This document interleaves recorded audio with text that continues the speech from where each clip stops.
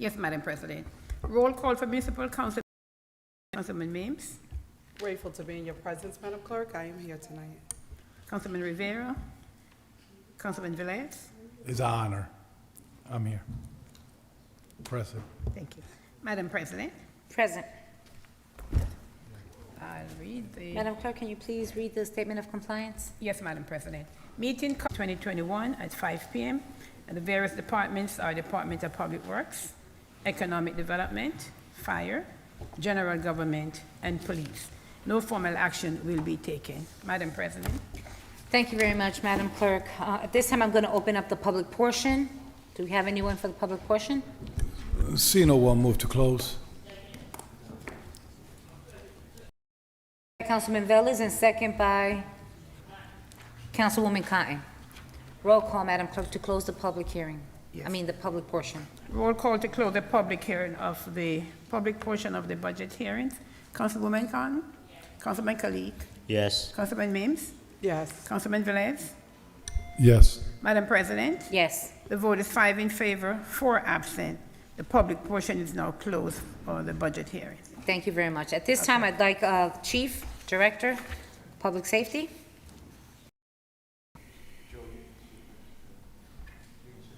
There's some chairs on the side. Chief, Director, there's some chairs, I believe, on over here on this side.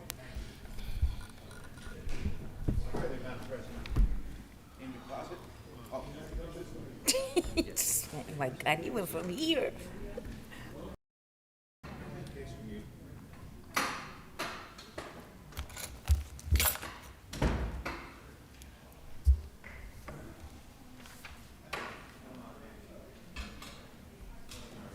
Officer Delgado is right. He's right. Actually, he's captain, right? Captain? Captain Delgado? Which one's mine, like this? No, this is mine. That's mine. They're supposed to. Is taxi cab? Yes, one there. Okay. Don't need this anymore. A finance chair has arrived. Councilman of the Third Ward has arrived. You continue. Okay. Okay, with the tax cap division? You're gonna have to. Microphone? Come on. Microphone. Yeah.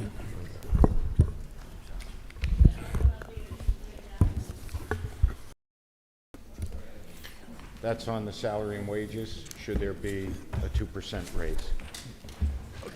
Council President. Everything else remains flat. Okay, Councilman Velez? Thank you, Mr. Chairman. You say that those 2% are contractual. An idea, what they bring as the revenues, if it's possible? Every What year. do they bring in as Yeah, revenue? revenues, yes. I don't have the Rough actual number? because it's all court Coun- filings. So, Councilman, how, I it's a just, good question, but how does that because, contribute to this discussion? correct, because I noticed it that this division brings revenue, at the same time have not increased in higher, when we have So, a problem with illegal taxi cabs and all this stuff out there. on that note, Councilman, great suggestion, but we shouldn't have to rely just on the revenue they bring in. If there's a need for enforcement in the city, then the recommendation needs to come from the BA, from the administration, because we did have a discussion a few months ago here of if we were going to utilize them to issue certain summons. Remember, we're that's what we talking about Vehicle course. Correct. And the non-moving violations that they were able to do and some of the violations that they learned and give are, the state ordinances, under Title 39, the Motor Vehicle Code, and that is something that is shared. That's not a revenue broken down. Sure. So it's similar to really the hard to confiscated. track. Similar to the confiscated. Yeah. On that note, we also spoke about overtime for them in order to enforce out of parking violations. Right. I notice here you have $500 of overtime budgeted for them. Why is that? Is that because they were? Why we would need a certain number, who would be supervisors, what other equipment they might need. So that might also address, kind of some of the issues that we might see taxi cab doing, but a little more broadly. But what I'm saying is, Madam BA, we created a quality of life unit to address quality of life issues. We have staff here that could actually do the work if you put the resources in place for them to do the work. Given if you want to send them on weekends or whatever to start, you know. That's what we've been we, doing. we gotta change the culture of the city, and we gotta do it by enforcing the laws. That's the only way. I can tell you, Councilman, we met over on the, on that area there that was giving us problems, and we announced that we were gonna do the quality of life units. We've been pretty consistent with that, through the weekends. And I'll tell you, they're doing like 80 jobs a night. They average 80 jobs. Put, what is the resource they need? I can meet with them to find that out. He meets with them. It's not Correct. necessary to Yes. create another layer of Right. bureaucracy. The division is so small that there's no Yeah. need for that. Jerry could just meet with them. Yeah, I can meet with, I meet with Pedro. Pedro comes in all the time. And he goes out and handles it. All right, thank you, Chairman. Thank you. Councilman Cotton? Thank you, Finance Chair. I was trying to, I'm looking at it. Only thing I would like to see done differently for the taxi division is get them some new cars. I'm trying to figure out what he's talking about. What else could the taxi people do for the quality of life? I don't know, maybe I didn't hear him. What else can they do? They're not Class 1 special police officers, they're not Class 2 special police officers, so they don't have the authority to go out and enforce certain aspects of the law. And Right. I would defer to Corporation Counsel. I couldn't send them out for a noise violation. I couldn't send them out to do what's considered police work. Right. I could send picking somebody up in the middle of the street. Those things that are really related to taxis, that's why we gave them the Title 39 authority, so that they could write those tickets and at least enforce the taxi cabs to conform. But it's pretty hard to put them out there in a police capacity and have them, doing what police officers do. I think we'd have some issues with that. So, But let me ask you- wait a Director, second. hold One on, second. Councilman Khan, just a minute.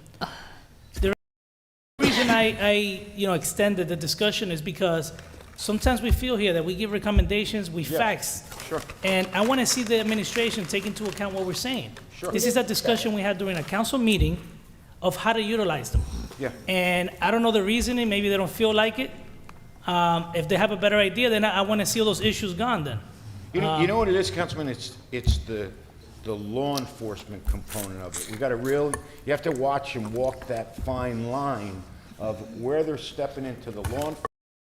Deputy Chief Van Clive came up with an idea for the block driveways, the parking, the things that we talked about with quality of life, and he talked about parking enforcement agents opposed to taxi agents, Listen, however because they can do that. Director, with all the respect, however you want to do it, I'm cool with it, but it Okay. needs to be done. We are putting a plan We got to together. stop planning and just executing. This discussion we had about, I would say 8 months ago, correct me if I'm wrong. Over 8 months ago, we had this discussion. And we're planning now? I'm sorry, you can continue. I don't know what the discussion was. What was the discussion? The discussion was that we had a concern about blocked driveways. Okay. People parking their trucks, the big trailers. Right. In their parking lot, in their driveways. Good. Right. I was told that they were going to entertain this, that they might do it. It has never done it. But Councilman, we Okay. actually there were some weekends that they did it. In the height of the summertime, they did it. But before budget introduction, we might come back to you with increased Okay. overtime numbers for them for this. Or we might come to you with this other idea, other plan with the that we have additional going. money. So Sounds good. there will be one or the other. Thank you, Madam President. Okay. Thank you. Thank you. Director? The next one is animal control. Excuse me? I'm hoping we go into animal control. We finished with Oh, taxi. yeah, I'm gonna go into No, animal taxis control. are- You go ahead- good go with ahead, this? Director, Everything because else we're is gonna be flat. like this. Yeah. For these ones, it's small for both taxi and animal control, but you'll see as we get to police, it really gives you the overall for the rest of the department, all the changes from year to year. So for these, it's a little easier to go quicker. Animal control? Go to page 3, it'll show you that's that 2% change again. Otherwise, it remains flat. when you look at the O&M. Director, I would like you to use a microphone because it Yes. sounds like you talking by. On the first page, page 3A, you'll see that there's a difference for fiscal year 2022 of $21,654. And that is if you go to page 3, the next page, you see that difference is from the 2% anticipated raise. And they added 22,000 for overtime. Correct. Okay. All right, and what's your concern, Councilman Velez? My concern is, I want it to be in the, even as a small department. Sure. And it's still, I want to see in the future, if it's possible, what those 22,000 accountable for overtime, if they have a log when they come out, if they register, if they come out, if they put overtime on that department, to have log on it to see if it was Yes, spent. the chief of the Animal Control Division keeps quite a detailed account of everything that goes on. Matter of fact- It's very, one of the So- most in-depth. Matter of fact, he's out on sick leave and still pick up the phone. Yeah. So council members, we have the same discussion every year. If it's for maybe 20 years. Yes. They haven't changed. So No, sir. if you have additional questions that doesn't pertain specifically to the budget, maybe we could do it at a different time. But the real quick question, the 8% increase is due to what? Excuse me? The 8% increase in salary is due to That's what? due to the 2% It's for the- 8% though. For the 6. for the 6 officers. Right? The overall is 8% though. All right, let's continue. 5A. Okay. So All the right. next one is 5A. 5A, which is Police Department. So we're going to where? 5A? Yes. Okay. And that's going to be Joe. I'm going to turn it over to you, Joe.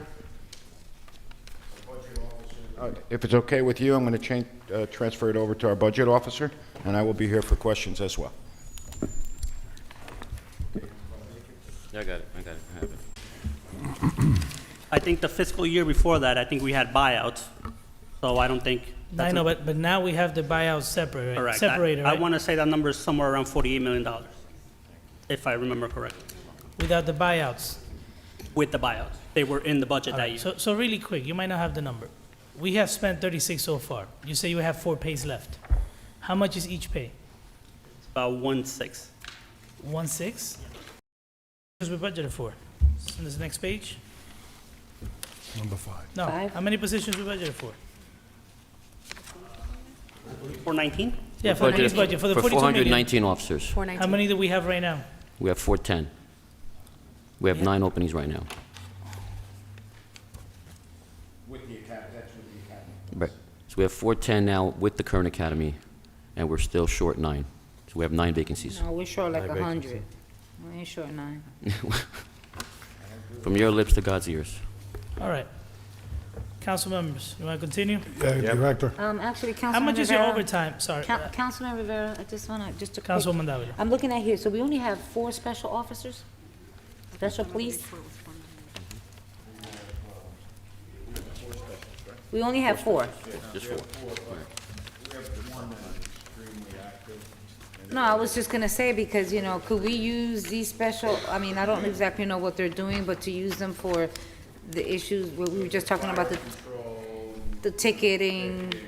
But we have one that's extremely spot on, and, it's very hard with the part-time special ones because they come and go, and who can work a night, who can't work a night, who can work a day. Yeah, but you should be able to do a schedule. I mean, who does the schedule? The chief? Ooh. It's not the scheduling, it's their ability to, because it's a part-time job, so, I know, but when you hire people, because they thought they could tell us when they want to work. That's why we lost them all. all right. So, Count- council member, one thing though is, part of that 42, you have overtime in there. So, Javier, how much overtime we budgeted for this year? How much have we spent so far? 4.5 million. Okay. What are we gonna do? Because all the years that I've, even before I was a council member, we always kept an eye on overtime, always. And I noticed that now, I've never seen any other year, and you might have your reasons, I'm not saying that it's not justified, but to budget 1 point something million in overtime and spend break this down is we want the quality of life cars to remain. So we've been having continuous meetings to talk about the financial impact of them. You know, we have the extra protection initiative that goes out with the special operations for the weekends, for the shootings. They've been extremely successful. What we're hopeful of is when the academy class comes out, what we'd like to do is beef up the street crime unit, beef up the patrol division, beef up and have in patrol a quality of life unit. We're losing officers you cannot imagine. I just got another resignation today. What's happening is the towns around us are starting people at $70,000. They take them from us, and we are losing Paterson residents that are going to these towns because me and the chief were just talking about it while we were sitting here. We need to pass the resolution we talked about with the alternate route program, because then we don't have to wait the 6 months to see if they make it. We need that. But we're going to have to pass that resolution so we can use that alternate route program, because people are stealing from us and we're bleeding. Something's got to be done, because year after year, residents paying for services, Yes. and we need to provide the services. If this is the way to go, then we need Station already in public safety. In public safety, you just Yeah. need to pass it. Mm-hmm. And Councilwoman then you have to Cotton? make the rules that, you know, everybody is comfortable with as far as where we take from.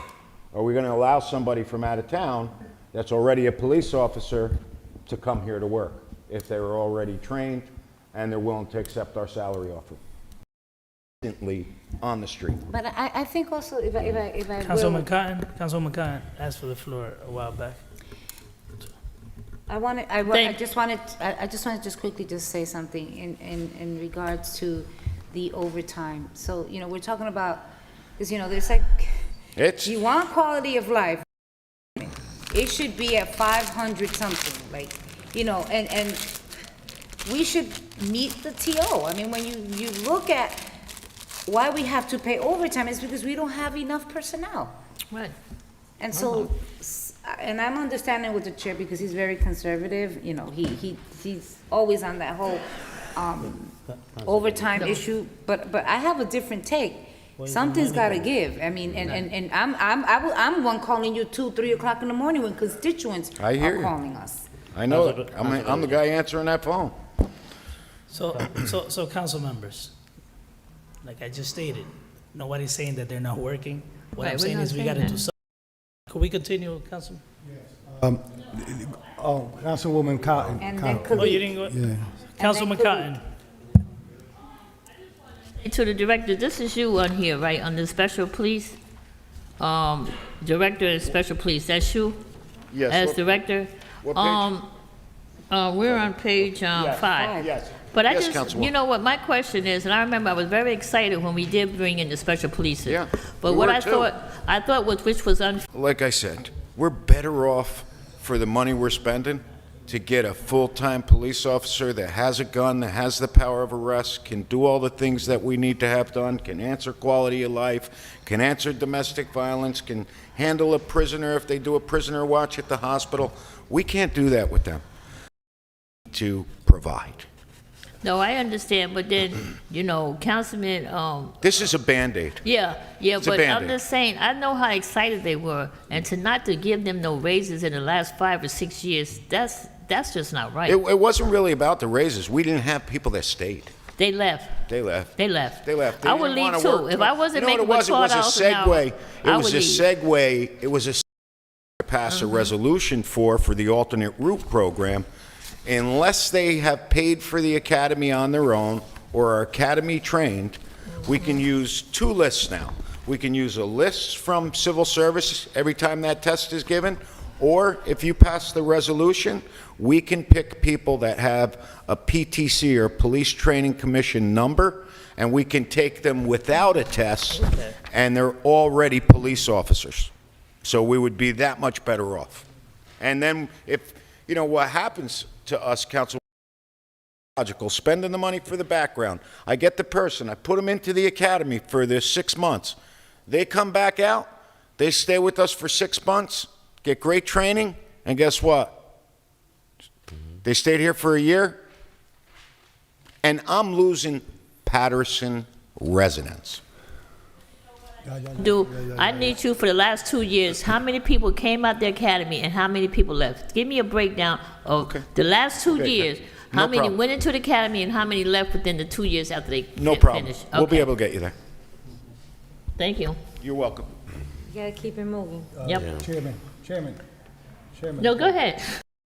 Just, Yeah, just try to quick, make it quick. just quick. So we started with 10 special police. Now we up to 4. Yeah. Okay. And really, And really, and Director, I sympathize what you're saying. People come here, get trained, 6 months, they leave. I don't blame them. When you offer them $30,000 to start, who want to work for $30,000 and risking their life out there? So I don't blame them. So what we have to do is try to attract and lift the morale of the police and make a forensic analysis between the salary and the leadership, and make sure we bring those officers in place that they get the best in salary, because I don't blame them. You know, Councilman, You know. I would love to give them, I would love to give the police officers more money, but as you know, but we're it's, a it's not distressed your city. responsibility Yeah. to give them money. It's the responsibility of any administration that come to the city to be fair across the board with the police, any division in the city, That's- to give so- them a benefit Councilman, salary this- on it. This is a conversation, council members. That is a recommendation, a suggestion for the administration to look into. Is not reflected in this budget. It's not going to be reflected in this budget, something that takes a long time. So, Councilman, we have right now in the city. Sure is. And you hear you get my call and all the council colleague Sure. calls at 1, 2 o'clock in the morning. Well, when our taxpayers, they Councilman. tired, they call the police and they have to wait 2 and 3 and 4 hours. And sometimes they never arrive because you guys are so overwhelming with so many calls that you can't funding. So let's be realistic and let's put the problem and the solution together. Because if we have to get additional funding, the time is now to do it. And, you know, this ordinance, this resolution, the alternate route resolution, what need to happen for, you know, for us to So- have it on the table? We Let need us at not least- talk, that's let a- us. that's a conversation. Yeah, let's not have that Council members, conversation right now, because that's that's a gonna go conversation through for the public public sa- safety and. Sure, then I understand, it'll Madam come. President, but my comment, Mr. Chairman, now is the time that we're going through this budget, and we all know that this administration, they have additional funding right there. And we have to pay attention to. where's the additional funding, Councilman? Listen, we've been talking about. No, but the where 60 is it? Where No, is no. the department? So this is what happened. The 47 had included in there 5 million for payouts. But the way the budget law works, if you put 47 in salary and wages, you could spend it for salary and wages. It didn't specify anywhere that it was just for payouts. I see. So that's the reason. We need to monitor. You know, we appreciate everything the police does and every other department, but just like we monitor DPW and everybody else, everybody needs to get monitored. That's what the taxpayers want, and that's what that's what we need to do here. And as the CFO stated, we've been meeting regularly with the BA, with the CFO, and we've been going over, you know, like, in the summer, Thursday, Friday, Saturday, Sunday was a big quality of life. And we looked at what day could we take away to help, you know, cut down the overtime and use patrol units to deal with the quality of life issues. So we've been doing that, and we've also looked at, okay, when we're doing the anti-violence and the gun suppression to make sure that there's not shootings in the hot spots in the different areas, we looked at that and said, could we do it with less bodies? And we did that. God forbid a homicide or an investigation that has to be conducted, shootings, and then the quality of life and the things that we're doing. Madam BA, is this, part of this overtime, is it part of that billing that you sent to FEMA, or no? No, most of that was from last year, was 2020. Got it. But like the director said, this is something that from the beginning of the year, and including what we send to the council in terms of updates, we monitor, we have conversations, you know, now we're in regular meeting mode to try to map out, what is this going to look like for 2022? You know, when you talk about this, you know, 1.8 million, where are we going to try to keep it, in a much smaller amount used during some of the winter months so that there's more money to be spent during the summer months when we know there's going to be, longer days, more quality of life issues, et cetera. So it is something that not only are we monitoring, but we're trying to plan for next year. And it's something that maybe we do, instead of just providing that information to the council in the report form, that we give quarterly updates, next year, that we're able to talk about, okay, these are the reasons why this quarter these numbers are where they are, whether it's, because of a spike in violence, because of more quality of life calls, whatever it is, that we can communicate that better for next year. All right, so Councilman Mims? So I have a question to our BA. With us becoming the city of the first class, have we started an anticipated revenue with the dollars and cents and what that will look like, especially when it comes to budgeting? Like, we're going through the hearing process now, but with those new dollars, what are we doing? Is there an anticipated revenue listing? Are we in discussions with the department heads? Because if we're doing this now and then that comes out, how does that impact what we're doing while we're sitting through hearings? Yes, Councilwoman, we do not anticipate any funds that are coming directly to the city for use in a general operating fashion because of the cities of the first class. Some things that it might help us, generally having a higher census figure will help us with things like our home dollars, our CDBG dollars, HUD-related funding. But there is unfortunately, there's no line, like another pot of money that is open to the city because we've reached that. That's really a state-level designation that doesn't come with any dollars. Okay, my other, and maybe it's more of a recommendation, when I go through the police, right, I think they've done a great job, as you showing the differential is in potential contractual agreements of the up to 2%. If that is just listed and you say traffic, this is what it was, this in whatever department you're listing that. So basically the other, whatever's not listed, we know there will be extended conversation for that. Doesn't mean that the conversation is not needed across the board, but I think the cover sheet makes the process a little easier, more effective when we see that. Because if you look page by page, you look, for the most part, that's what's happening. But the concerns that the council colleagues have is definitely legitimate. But I think it makes this process for every department across the board. Madam BA, if we could look into doing a cover sheet, I think it would make it easier for the council members to read it, and we don't have to put footnotes. You could just say potentially, contractually 2% or 1%, whatever that's going to look like. But it makes it easier to read it. So, Councilwoman, last week we had a very positive budget hearing. This format, similar format, right? This is similar to what gets presented to the state. And the reason it's broken down this way is we got to look at actual numbers, and we have the same discussion all the time. We have this for this for years now. That's why I give the opportunity to the administration at the beginning of every division for them to give an overview if there's anything special happening. But it doesn't have to. But my opinion, it doesn't have to be in writing. They could just tell us here as we go. Councilman Rivera, I get it. Yes. I'm asking a recommendation. If I ask for something, I'm just putting it on the floor as a recommendation. You don't have to say no. You're one council person. I'm a councilwoman. I'm just putting a recommendation, whether it's liked, not liked. I'm just putting a recommendation on the floor. You made recommendations. I didn't say one word. I'm just making a recommendation to make the process a little smoother. That's what I'm doing. As the finance chair, Madam BA, if you're going to put anything else additional to this, I want it to be discussed in finance with the four council members. Okay? That's fine. Before you do any adjustments. That doesn't negate what I said. It's on the record. No, it doesn't Paterson, negate it. You've heard my recommendation. Thank you so much. Mr. Councilwoman, come Chair. on. Yes, can we continue, please, with this meeting? Mr. Chair, I just want to there was a conversation. What we on now?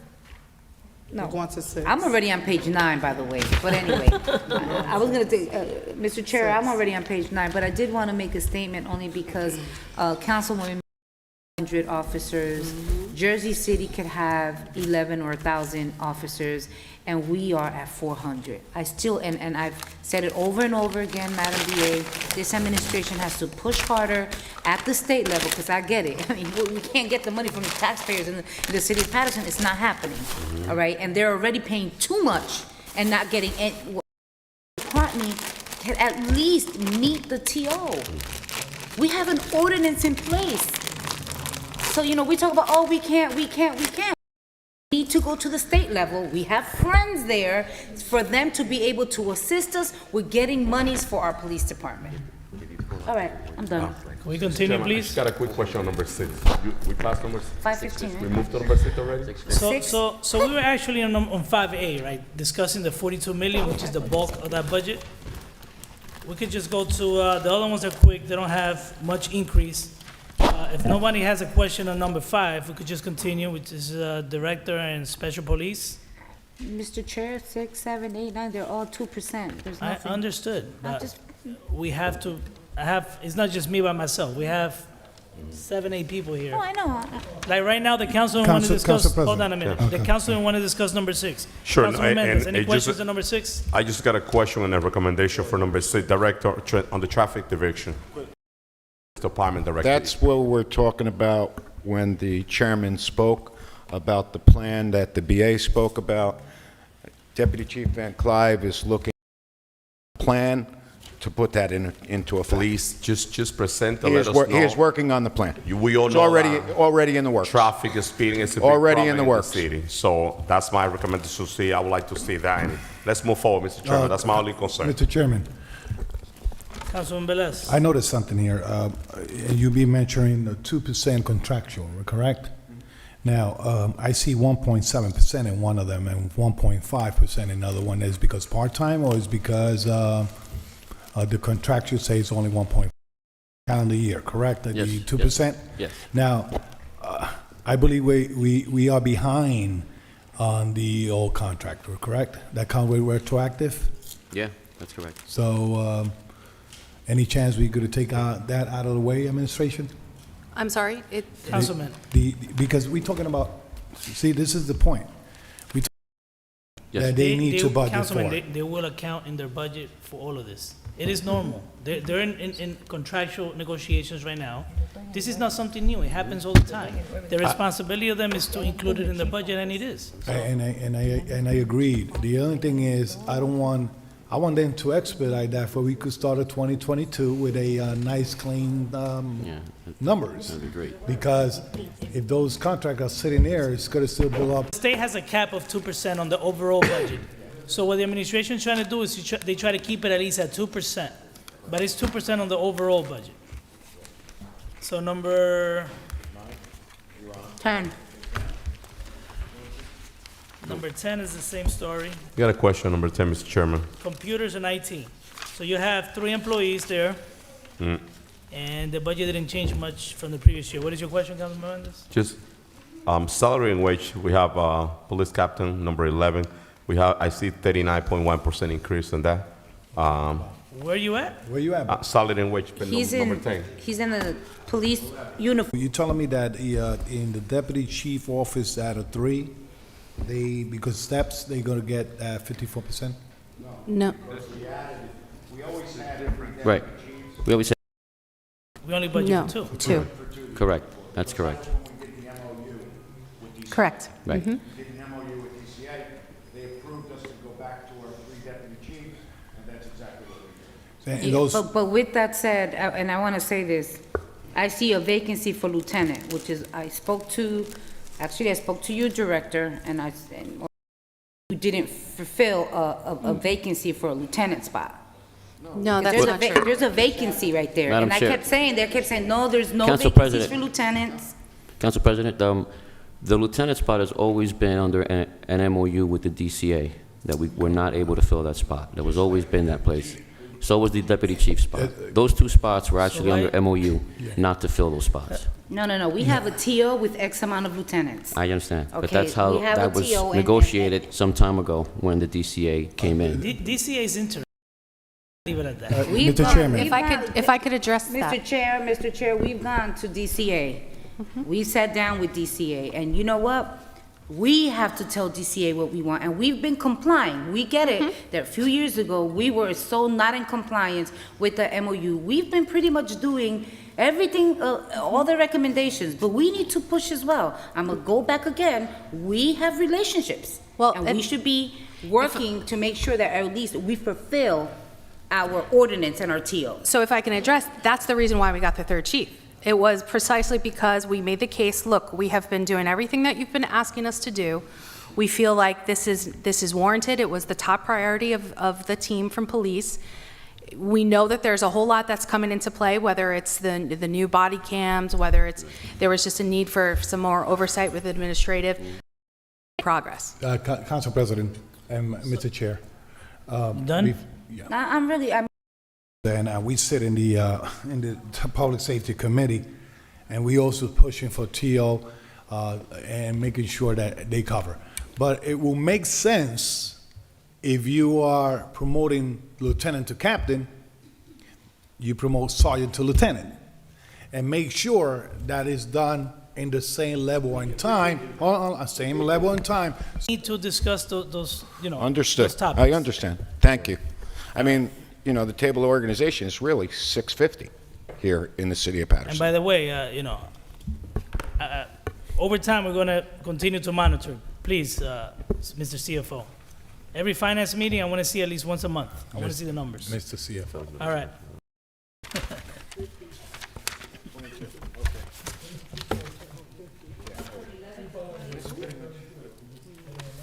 Hold up, you doing from 11 to 22?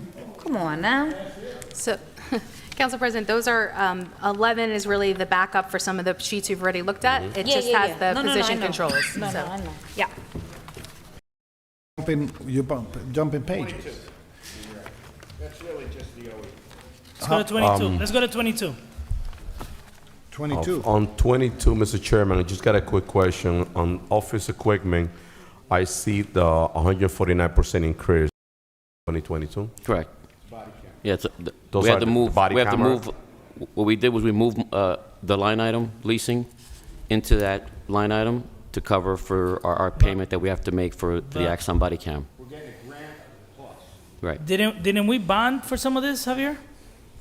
We did. Javier, we did. That was the. We did. We shifted that because the costs are inclusive of the server and all the things that can't be covered with capital purchase. No, I understand, but we did bond for body cameras at one time, no? I don't believe body cameras have. For the initial, that came through the forfeiture funds, that the former chief had the decision to make the purchase of. No, so we did incorporate this in our operating budget for, The initial purchase. from the initial purchase. No, but we That's discussed this incorrect. at one time here to have a possible, you recall, There were- Jerry? We had a conversation here in the previous budget hearings to possibly, because every year we used to hear, oh, we cannot do it because we don't have the money. Right. So there's no such thing. We need cameras on the officers, and we said we were gonna bond. So We what, did it. right, so what we ended up doing was, it was after the initial conversations that we thought we might be for other police needs, so that ended up going to, I think there were some lifts that the department needed for their motor pool, so it still remains within the police budget, their capital budget, but we put that into operating. And now that line is just increasing from year to year because that's the 108 was the first order of body cameras. Now we're increasing it to include the second batch, which in part are under the Attorney General's That's the resolution we mandate. passed with you last Okay. month. Mr. Chairman, Councilman Jackson. so Director, help me recall this correctly. There was an issue at the time because the mayor had made a suggestion or requested or tried to mandate the chief did not make those purchases.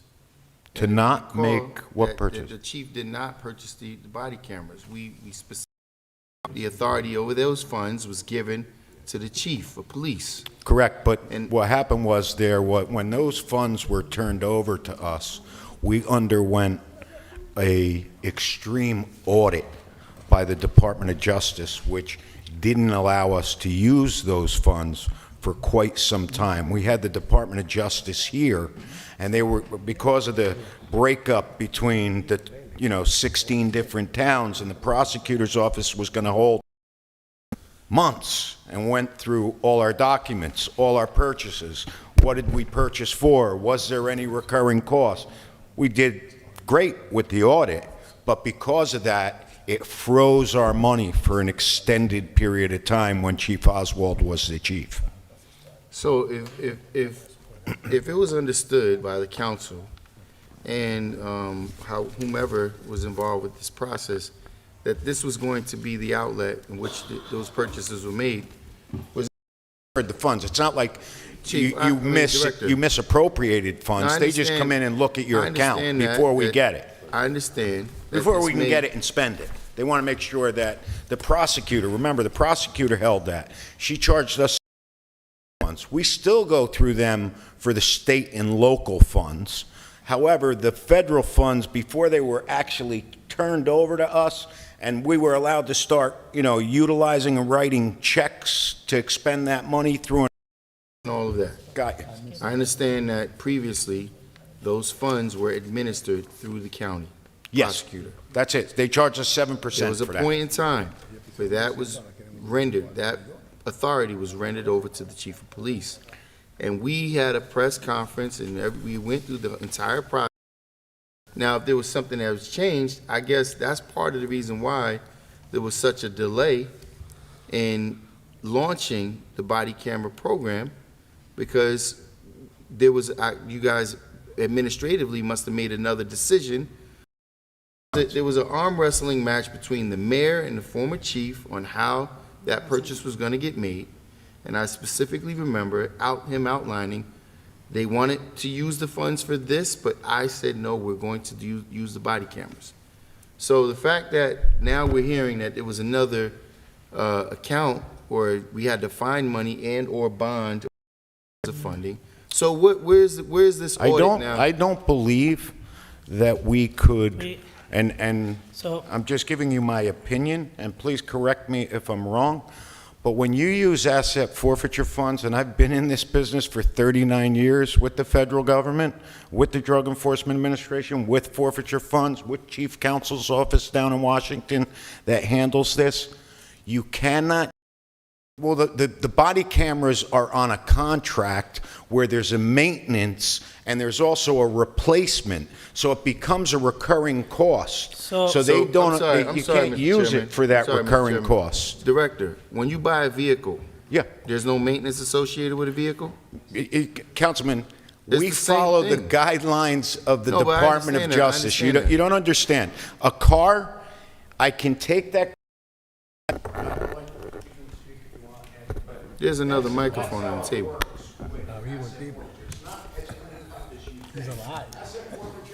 We're really limited into a box. Like, I could buy So, council members. because I can pay for that, but I can't buy that car. So council members. Director. So we should be discussing, right? We're having a budget hearing right now. We could discuss the other matter of why it didn't get, why did it get, why it happened, how come we didn't use this. Right now, this is a budget hearing. We could oppose of, us using the city's, funds for the cameras. But given that you already stated that we cannot legally use forfeiture funds, then we're going to continue. Anybody else Council have a President. concern with this one? Not for this one. Not with this one, but you have a general question. What is- Councilwoman Cotton, we're on 22, but What- Councilman Velez has a question, a general question that he wants to ask. The lieutenant could answer, or you, Director. Sure. But we skipped page number 20 on the. Just ask the question. Let me for ask the a salaries. It's pertaining salary. What is the salary for a entry police officer? The starting salary is 33,000. 33,000? That's correct, yeah. And what is the salary for a entry security guard for the city? 30. 30? And we have one here for 36? So A the- couple of them for Right. 36. So the reason for the question is, in Yeah. the budget on page 20, you have a whole bunch of security guards at 36. So Councilman Velez picked up right away and he said, how come, don't tell me the security guards are getting paid more than our police officers. So council members, that is an issue, big That is a issue. big issue. But that might be because they have either some longevity or something included No, in there. But No, they're new. we'd have to look at it. Yeah. Yeah. They're- we'd I have don't to- believe they're new. I have to go back and look at it. I No. know them. Council percent increases since 2019, so this is not necessarily reflective of their current salary, it's what their salary will So, be. but it's safe to say that the two salaries are equivalent. The starting Well, at this salary the starting salary of a security guard in the city of Paterson is almost the same as a starting salary of a police officer, Correct. right? Safe to say that. Yeah, Madam B, I gotta go, because we're not gonna write them here, but I gotta go to you, and I gotta give you a name, and you tell me when it was hired. That's fine. Remember, That's this is fine. a budget, so Well- they just gotta adjust it if anything. Right. If there's a correction we need to make, we can absolutely do that. I think the issue in comparing the starting salaries is more, while police officers might come in at a certain salary, they do have step increases based on their contract, which makes them. Before, council members? I have a question. You have a question? Hold on, before we proceed. Councilwoman Mintz have a question. It's on 24. Oh, 24? So let's go to 24. All right, so it's a 730% for salaries and wages and, Yeah. correct. So any questions on this one, council members? I have a question. No, good. I'm waiting to be called on. No, I already said you have a question. I have a question, not a request. For the crossing guards, can I get a list of where? Doing that job is really, we have to avoid that at every cost. 375 Zaptic today for Larry. Okay, and Chairman. He's been really chasing, and he's been working with the administration. Thank you. to get us across. Thank you. Councilman Velez? Mr. Chairman, and the big problem is the insecurity for their children, and it ends to us, Paterson Police. So there have to be a way that all the charter school communicate with the board or with the police, because right now, if you look at the mess they have in Spruce Street and Grand Street, when it was one school and one charter, now we got 3 charters and 2 high schools. So- And that creates a problem with you guys. All right, so, And, you have the charters? No, they don't have to pay. yeah. No, I think the district has to provide. No, they have to. Oh, Otherwise, well, they answer to actually to the chief of police.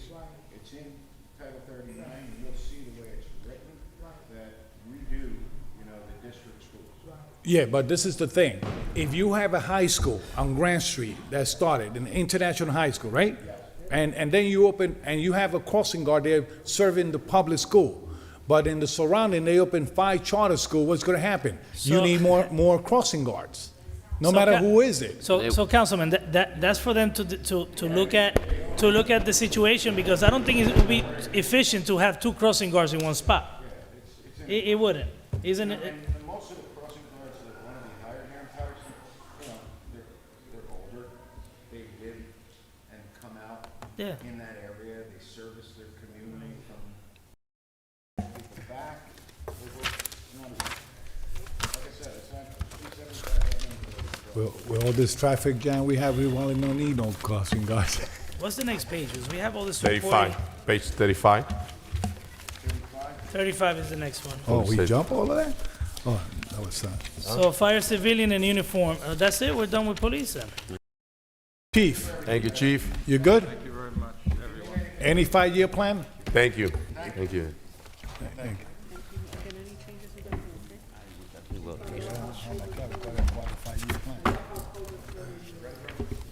Council President, council members, I just want you to know, and with the fire department, with my DPW department, with my police department, they did an excellent job with us trying to distribute the water when we had that boil water alert at Passaic Valley Water. I've gone to all the sites of distribution. I want to say to my fire department, my police department, my DPW department, and everybody who insists us, and they did, and I can tell you, I can brag about Paterson. It was 3 cities, but I can brag about Paterson.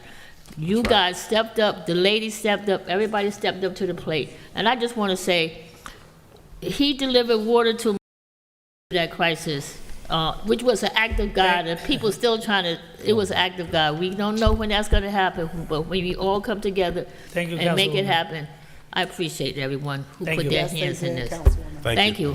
Thank you. That's true, Councilwoman. Chief, number 35? Yep. 35A?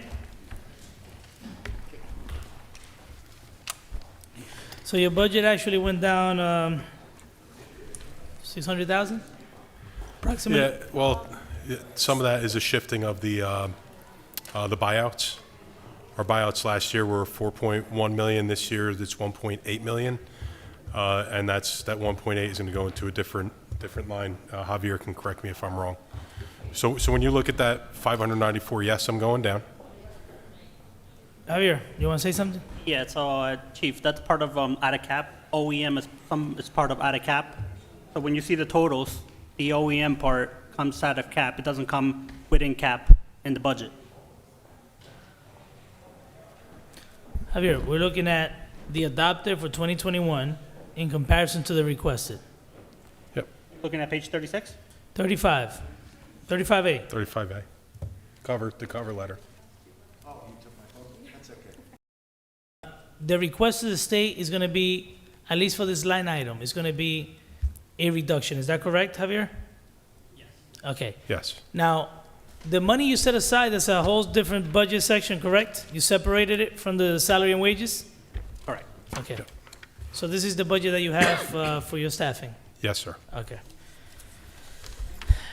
Any questions on number 35? This is 35A. The supporting documentation is right behind. So, Chief, just give us an overview. That way we don't have to go page by page. Give us an overview. What All does right. this budget represent? Are you increasing staffing? Just give us an overview. So what I'm doing in a few different areas, if you were to look at 5105.1, you'll see, each year I try to do something a little unique to try and streamline us a little bit. With the advent of the electric vehicles, I'm seeing that I can reduce the amount of mechanics that I have, and I can increase them, what I do have, to senior mechanics. And with that, what I want to do is I want to take the remaining mechanics that I have, make them into diesel mechanics, train them for that, and then start to farm out our services like other municipalities do for revenue. That's in my plan. So that'd be, so when you look at it, you look down and see that you'll see that the mechanics drop down to 0 and the senior mechanics bump up to 2, aggregate $6,000 reduction. So we'll get a higher qualified mechanic who will be paid more appropriately at a higher level, and they'll provide a more of a deeper service by them also being diesel mechanics as well. Last year, where we were going to bring all those mechanics into one roof, right? Well, so we could take care of our whole fleet. I think the police, DPW. And I think that's within the Whatever future, that's in the future planning, within a 3 to 5 year plan. Right now, what we did was we took all the city vehicles. They're not police and not DPW. We fixed them and made them safe because they were in deplorable condition. So we fixed them, good tires, lights, all that stuff. We have them working, and we're reducing the cost of outside services. So we're not sending them out, we're doing the vehicles in-house. Chief, the reason, 5-year plan.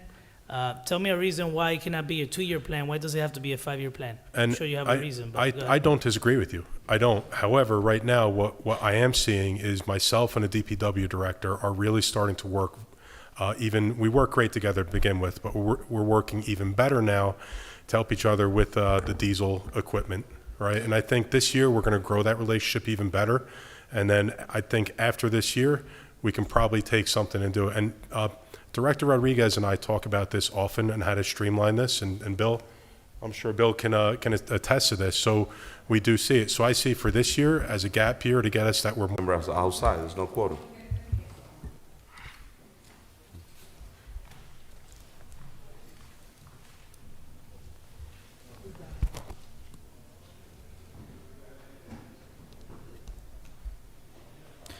We could proceed. So when myself and the director of DPW continue the relationship that we have and building on that, I think throughout this entire year, I would see this more likely in the 2023 budget. Electric vehicles and I think getting all of the other vehicles that we're going to have efficient, either get them auctioned off or get them salvaged for cash through the salvage yard. Getting that all set together, getting the electric vehicles in place is going to be what we can handle for this year. And I don't want to overburden an already burdened staff post-COVID, Ida, and water lines and all that. We're still catching up. So I think for this year, give me that transition to get that and let myself and Bill keep growing a relationship. Not saying definitively within 2023, but I think we'll continue sharing services across. The reason we're bringing this up is because I think it's needed. I'm sure it's needed. We need to centralize it. I don't disagree. Councilwoman Mims. I have to pull the flag out to speak. I just have a recommendation, because I was going to drive the same point It's still in me. I was that ready to go. I'm sorry. Councilman Rivera drove, but in the 3 to 5 year plan, in this plan that you're putting together, is there professional development and certification? Is there a program in it? If it's not, I think it would be great to do that, because maybe there's some people that are not certified, and maybe we can build a certification program, Madam BA, within that 3 to 5 year plan. 100%, and as mentioned earlier, I'm starting with the diesel mechanic certification for the 2 remaining mechanics for me that are not diesel certified. Get them certified so that they can work on the multitude of ambulances, fire trucks, and all that, and as well as getting them hydraulic certified, pump certified, aerial certified. There's a lot that we can do to reduce the cost burden on us that we've been doing and do in-house, and we've been doing quite a lot in-house, and this will just make it even more impactful. And with that, working on diesel engine in the fire department is the same as doing it in DPW. However, DPW has a lot of specialized tools too. I mean, there's a lot of very deep hydraulics that can be very dangerous when you get to like street sweepers, stuff like that. You get into very specialized certifications, as I'm sure that the director can attest to. That's not something we can just pull out of the woodwork. So I think slow and steady, we can make our shops more efficient and certainly streamline them towards being merged together. Yes, thank you. Thank you. Chairman, Councilman Jackson and Councilman Velez. you want me to wait? No, you go first. that's You fine. first. So, Chief, I'm looking at some of the proposals. For this proposed cut in force for the in the motor pool, how is it going to be determined? It's not a cut. It's right now that position is not filled. I'm just not going to fill Oh, it. it's not, okay. So Correct. you're not going to leave. Yeah, there is no plan to remove anybody from their position.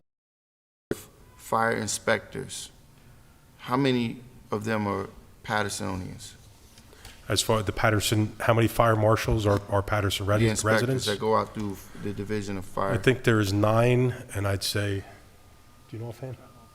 Yeah, I think it's like 5. 5 are Pattersonians? I'm pretty sure, yeah. And in the motor pool, how many of those people are Patterson residents? It's 3, right? 3 out of 4. 3 out of the 4? Yeah. And so the certifications that are required outside of diesel, what else is do you have? Well, hydraulics is. Honestly, I'm not. I don't want to speak out of something I don't know, but I know there is hydraulics they could work on. All that. I'd have to defer to my experts in that, but I know in discussing with the chief mechanic, it's been that the number 1 cert for them to get is, and I forget the acronym for it, it's like ASTM or something like that, Certified Diesel Mechanic. I don't know if Bill or somebody knows, but I know it's Diesel Certified Mechanic right now. Okay. Can we get a list, one possible, Chairman, can we get a report, please, Chief, of all of the mechanics that you have in the motor pool and copies of their certifications that they do have? Sure. That'd be good. We do the same with DPW and police motor pool as well. The heavy-duty equipment of demolition. Yep. Almost 2 years, right? Mm-hmm. Can I ask you a question, Councilman? Yeah. Chief, that equipment is under what division? It's under the fire department. Okay, continue, Council. I was going to go there in my line of question. Even as assigned to the fire department, and I believe we was going to certify also fires members, and also DPW have some members that have heavy equipment certification from from outside, but it was going to be trained for that purpose of demolition, correct? Correct. The working with a economic development office and community improvement, have you identified, or they have gave you the chance, the opportunity to go out to property that's supposed to be eminent hazard to demolish and So move it out of the have we way? used, is the question, have we used the machine? Yeah. So So, that's the question? so I'll tell you, what I'll say, you might scoff at it, whatever, but what we do have, everybody understand that we just went through the COVID emergency. Correct. So during that time, everything stopped. There was nobody certifying us to anything. However, we didn't stop. At the same time, we lost legal representation for economic development, which we now have. Our Deputy Chief, Charles Gander, has been working hand in hand on identifying the new attorney that we have that from what I'm gathering, is on point. And we're working with him to gather different areas where we can start moving on this. So I unfortunately, it sounds like excuses, and I know if you're explaining, you're losing.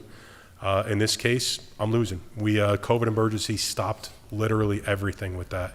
And we're still, as an organization, we in the fire department and the DPW, we are catching up, All right, do you finish that with Delano? Because that's not related to, No, yeah, I just want to, because they talk about thought you was gonna lead into certification one and of this, the and I want to make positions. sure the river don't No, I take get the it. machine away. We're that's all. still So- on 35? excuse me? We're still on 35? No, we're gonna, yeah, but we're gonna go to 48 in a minute. Corporation Counsel, you want to say something? Yes, thank you, Committee Chair, and I just want to say for the record that through your guidance as Council President in your previous tenure, we had discussed and you had approved and pushed with several of your other colleagues a redevelopment attorney that is going to assist with dilapidated properties, leading them, finding them. That's the legal representation that we brought on board, and we've been having. I'm not gonna say anything, but yeah, that situation was presented to us. The machine was purchased, and then we had to deal with it later on. But yes, we were supported after the fact, and basically we just want the machine to start being utilized. I think it was $700-something thousand that was spent, and we just want to make sure this isn't going to waste. Mr. Chairman, I know we're going to page number 40, but in page number 39, I see some number, I see a 220% increase. So I had a question about vehicle repairs and maintenance. From 35, we went to 112, $77,000 up.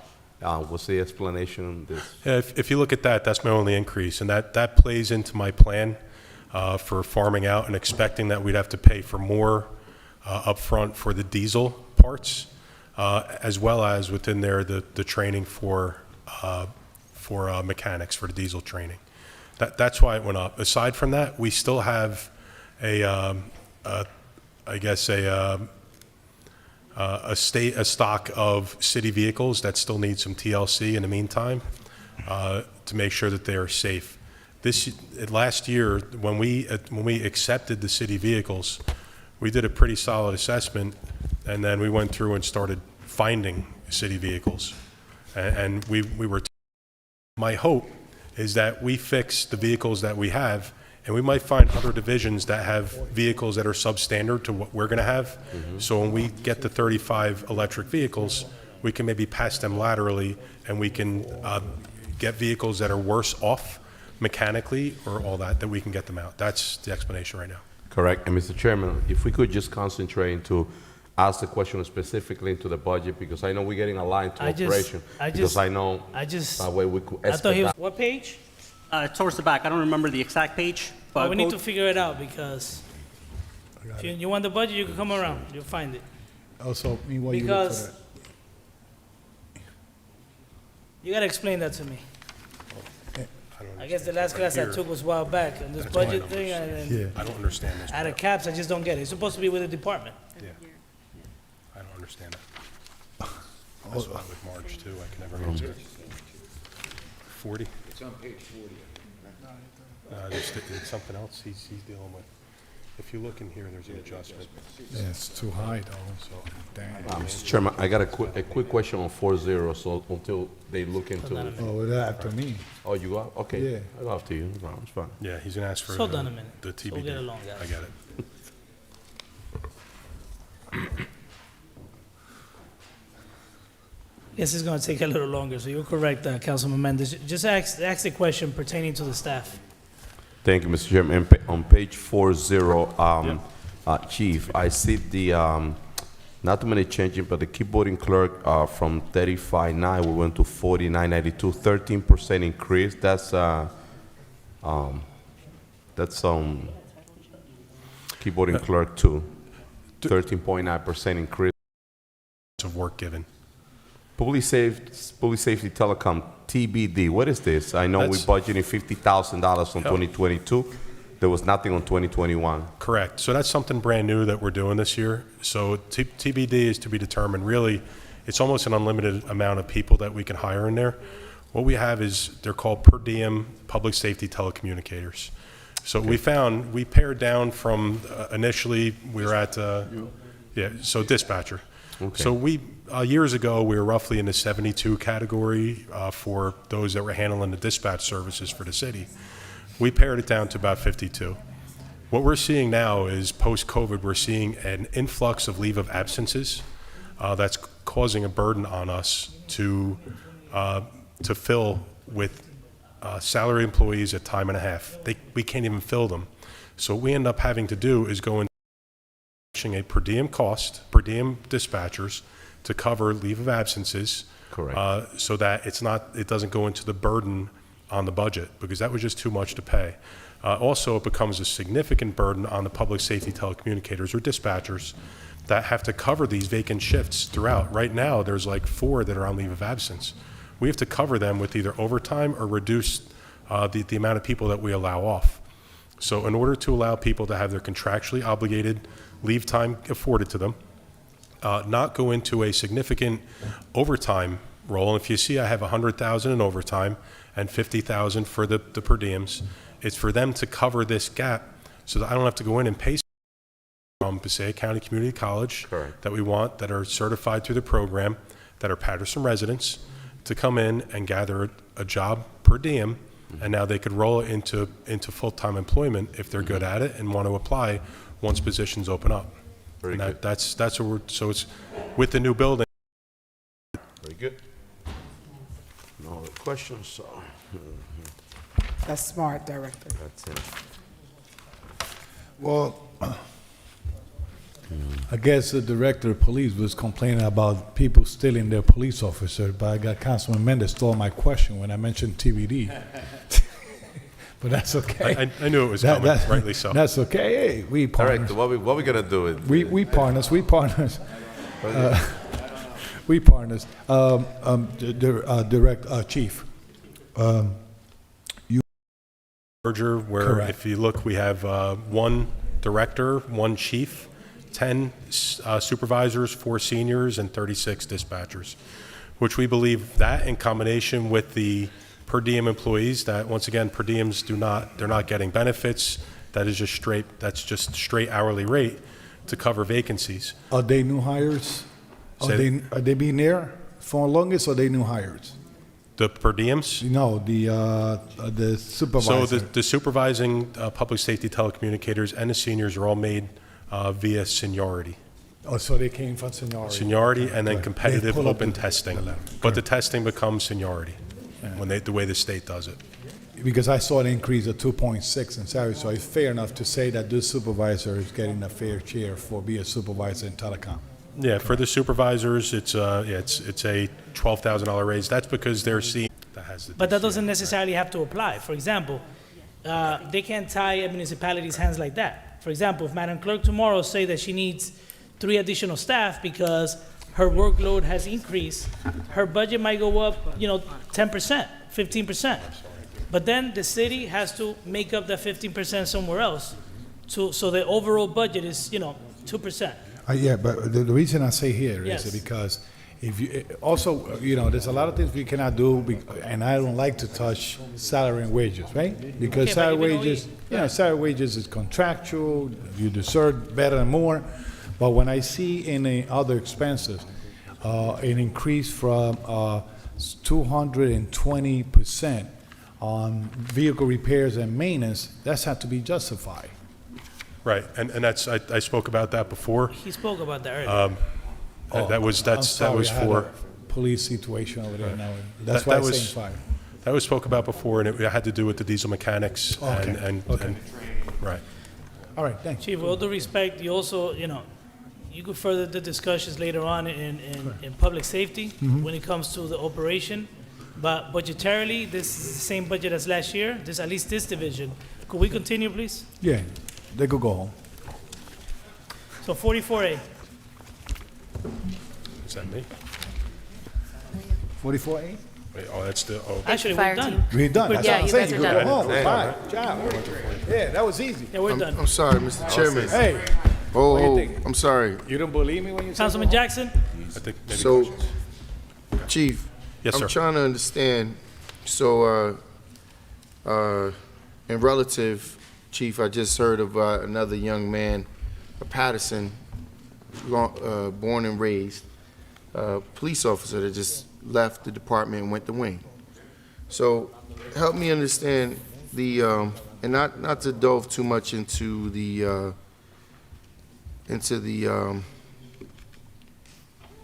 administrative scenario with these public safety supervisors, but, so you have 10 supervisors.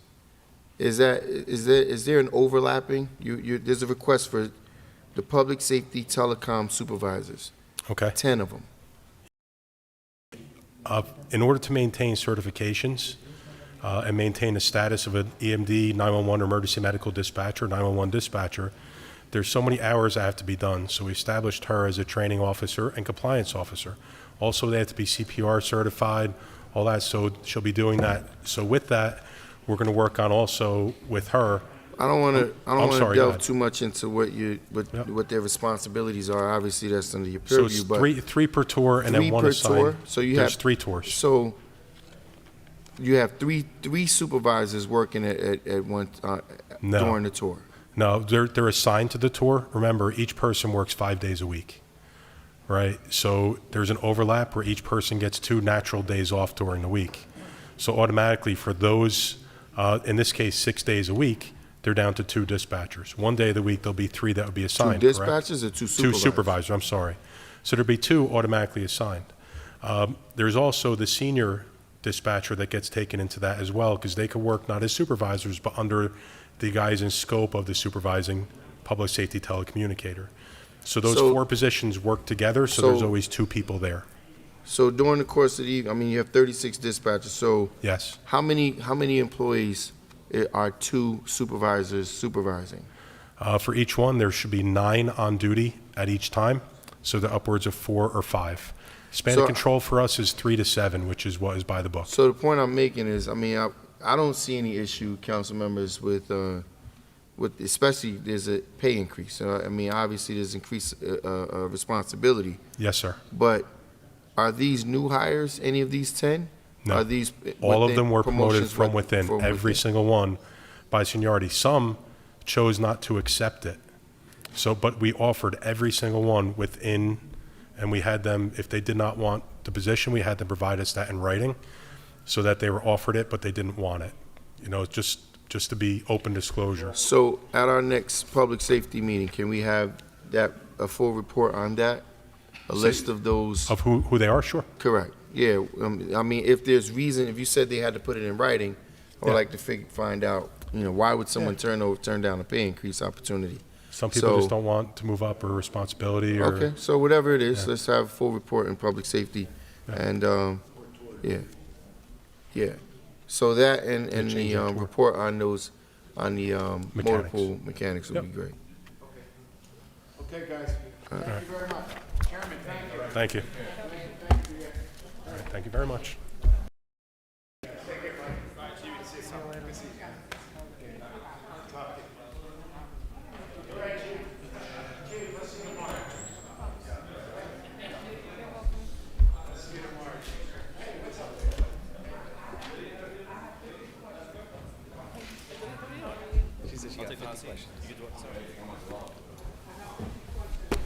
You got a bunch?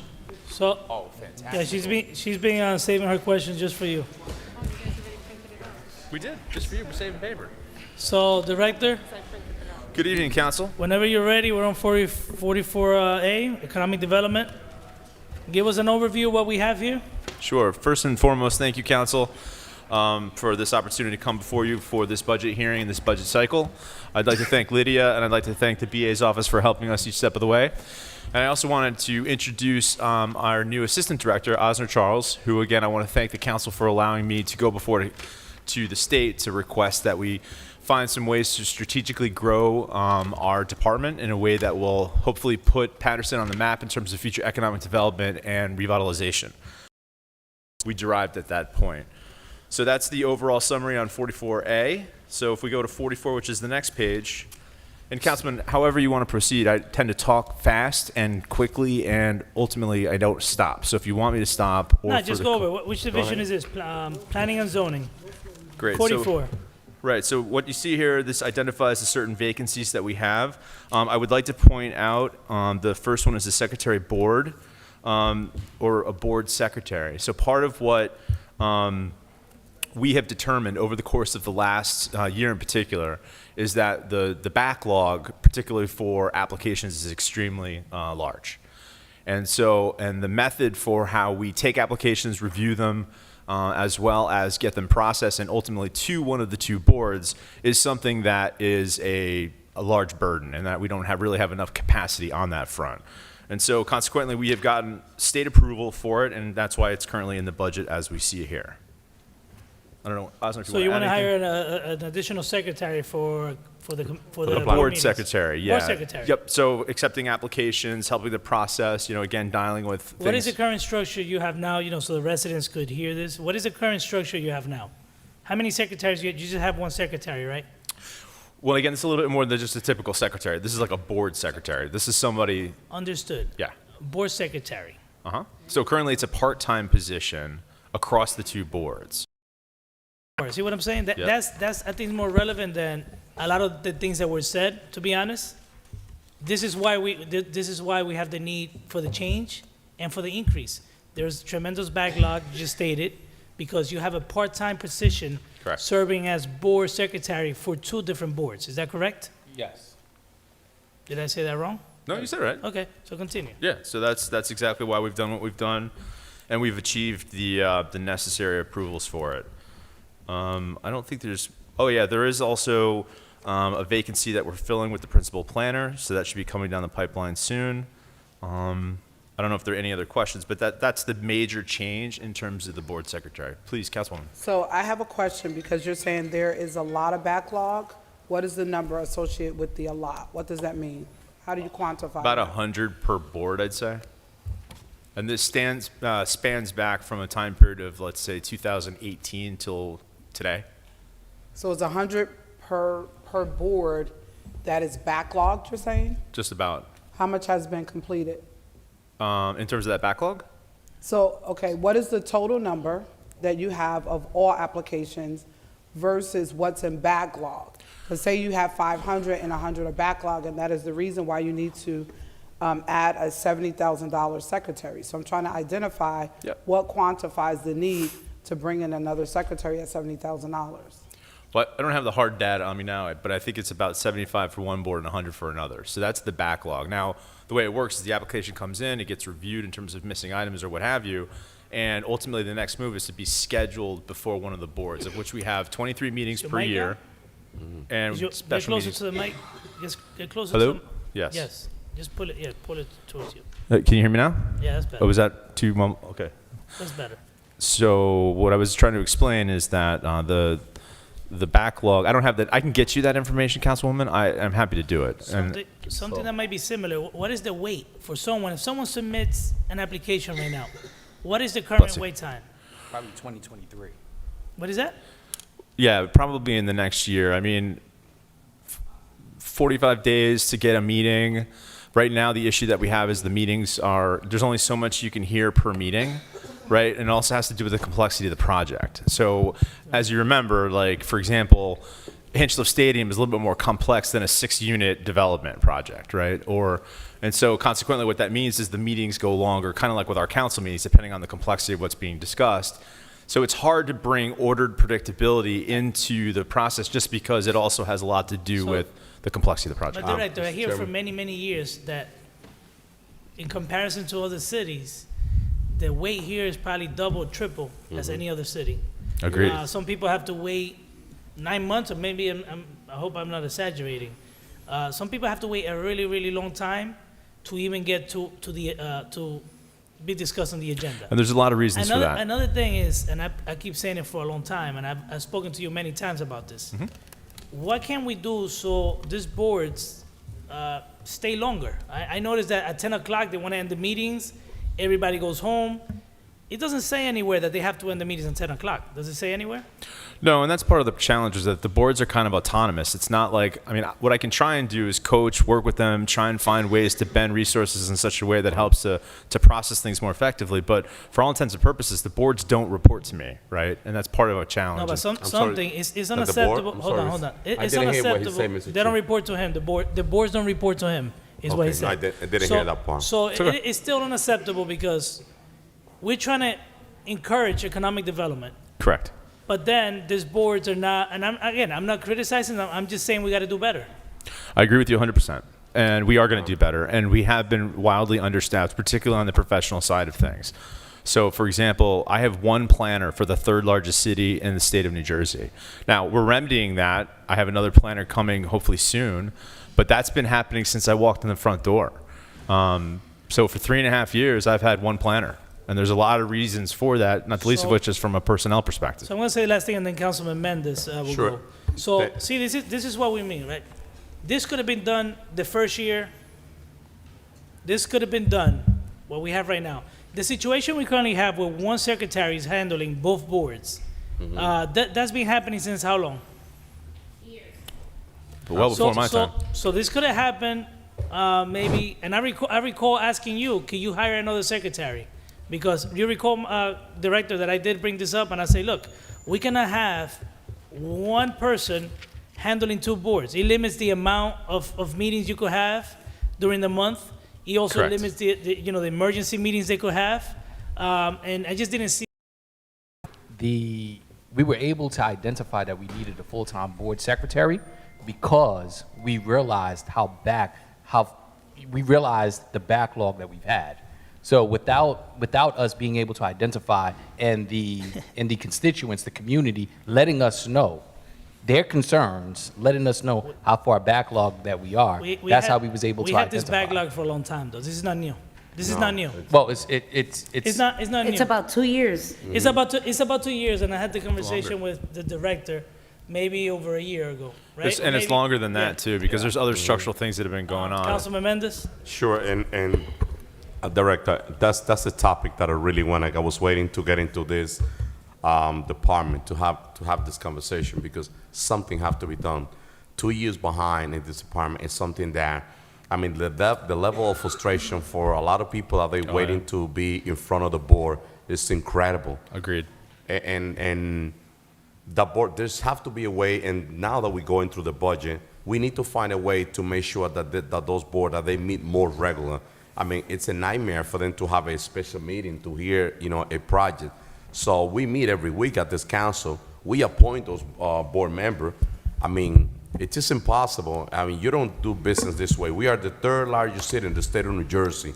And we have a board that when they meet, when they want, that definitely have to stop. And what is the resource that you need on this department to make sure that the Board of Adjustment, that this board, that they start meeting more regular, and start addressing those investors that are coming into town. I know people that they've been waiting for 9 months. I agree. 9 months in a project waiting for you to be in front of the board. That doesn't make sense at all. So Yep.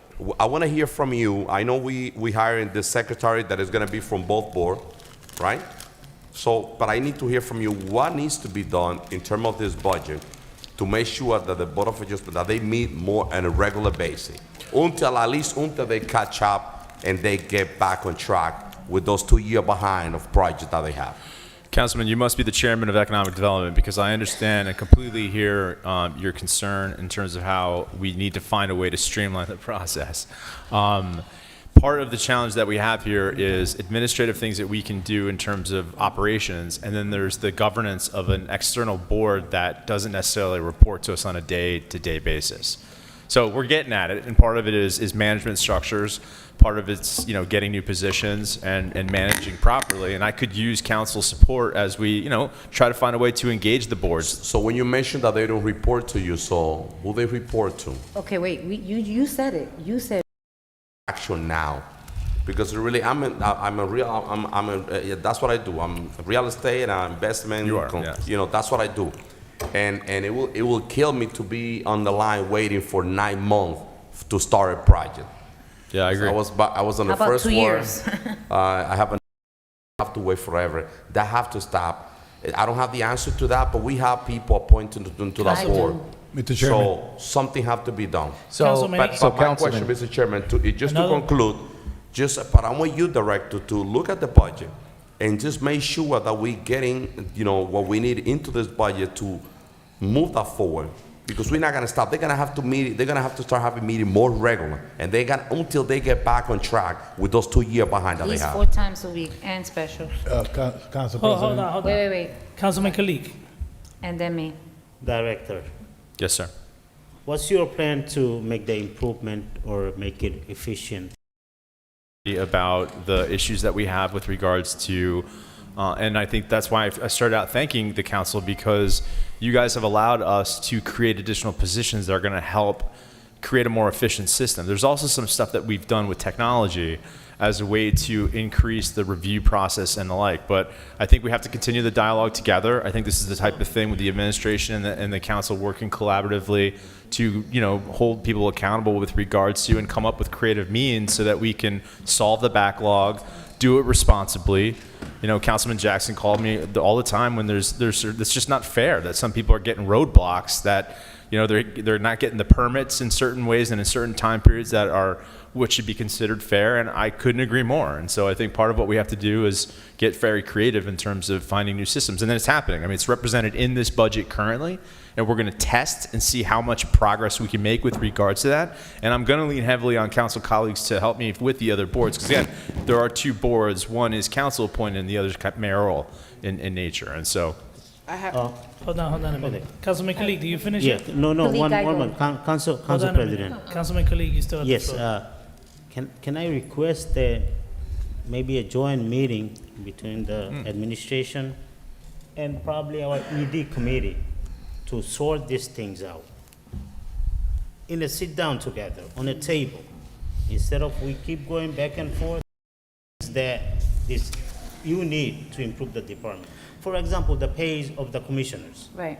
That's probably an issue. That's why they're leaving at 10 o'clock. Maybe you could increase their pay. At the same time, we tell them you gotta finish the meeting. Because it's like last meeting or a couple of meetings ago, I was watching on YouTube. They're almost ready to vote, but it's 10 o'clock. I know, We're it's leaving. like, they I'm forget like, they on the what? board, It's gonna yeah. take you like 10, 15 you're minutes not going home to now. just You gotta finish this finish this meeting. Finish this project. He was very disappointed to me. So I think we need Imagine to the have applicant. a joint meeting together, probably with the commissioner as well. So if you can set that up. If you may, I would like to recommend that we meet with the chair and the vice chair of both committees. Yeah. Invite them to this meeting.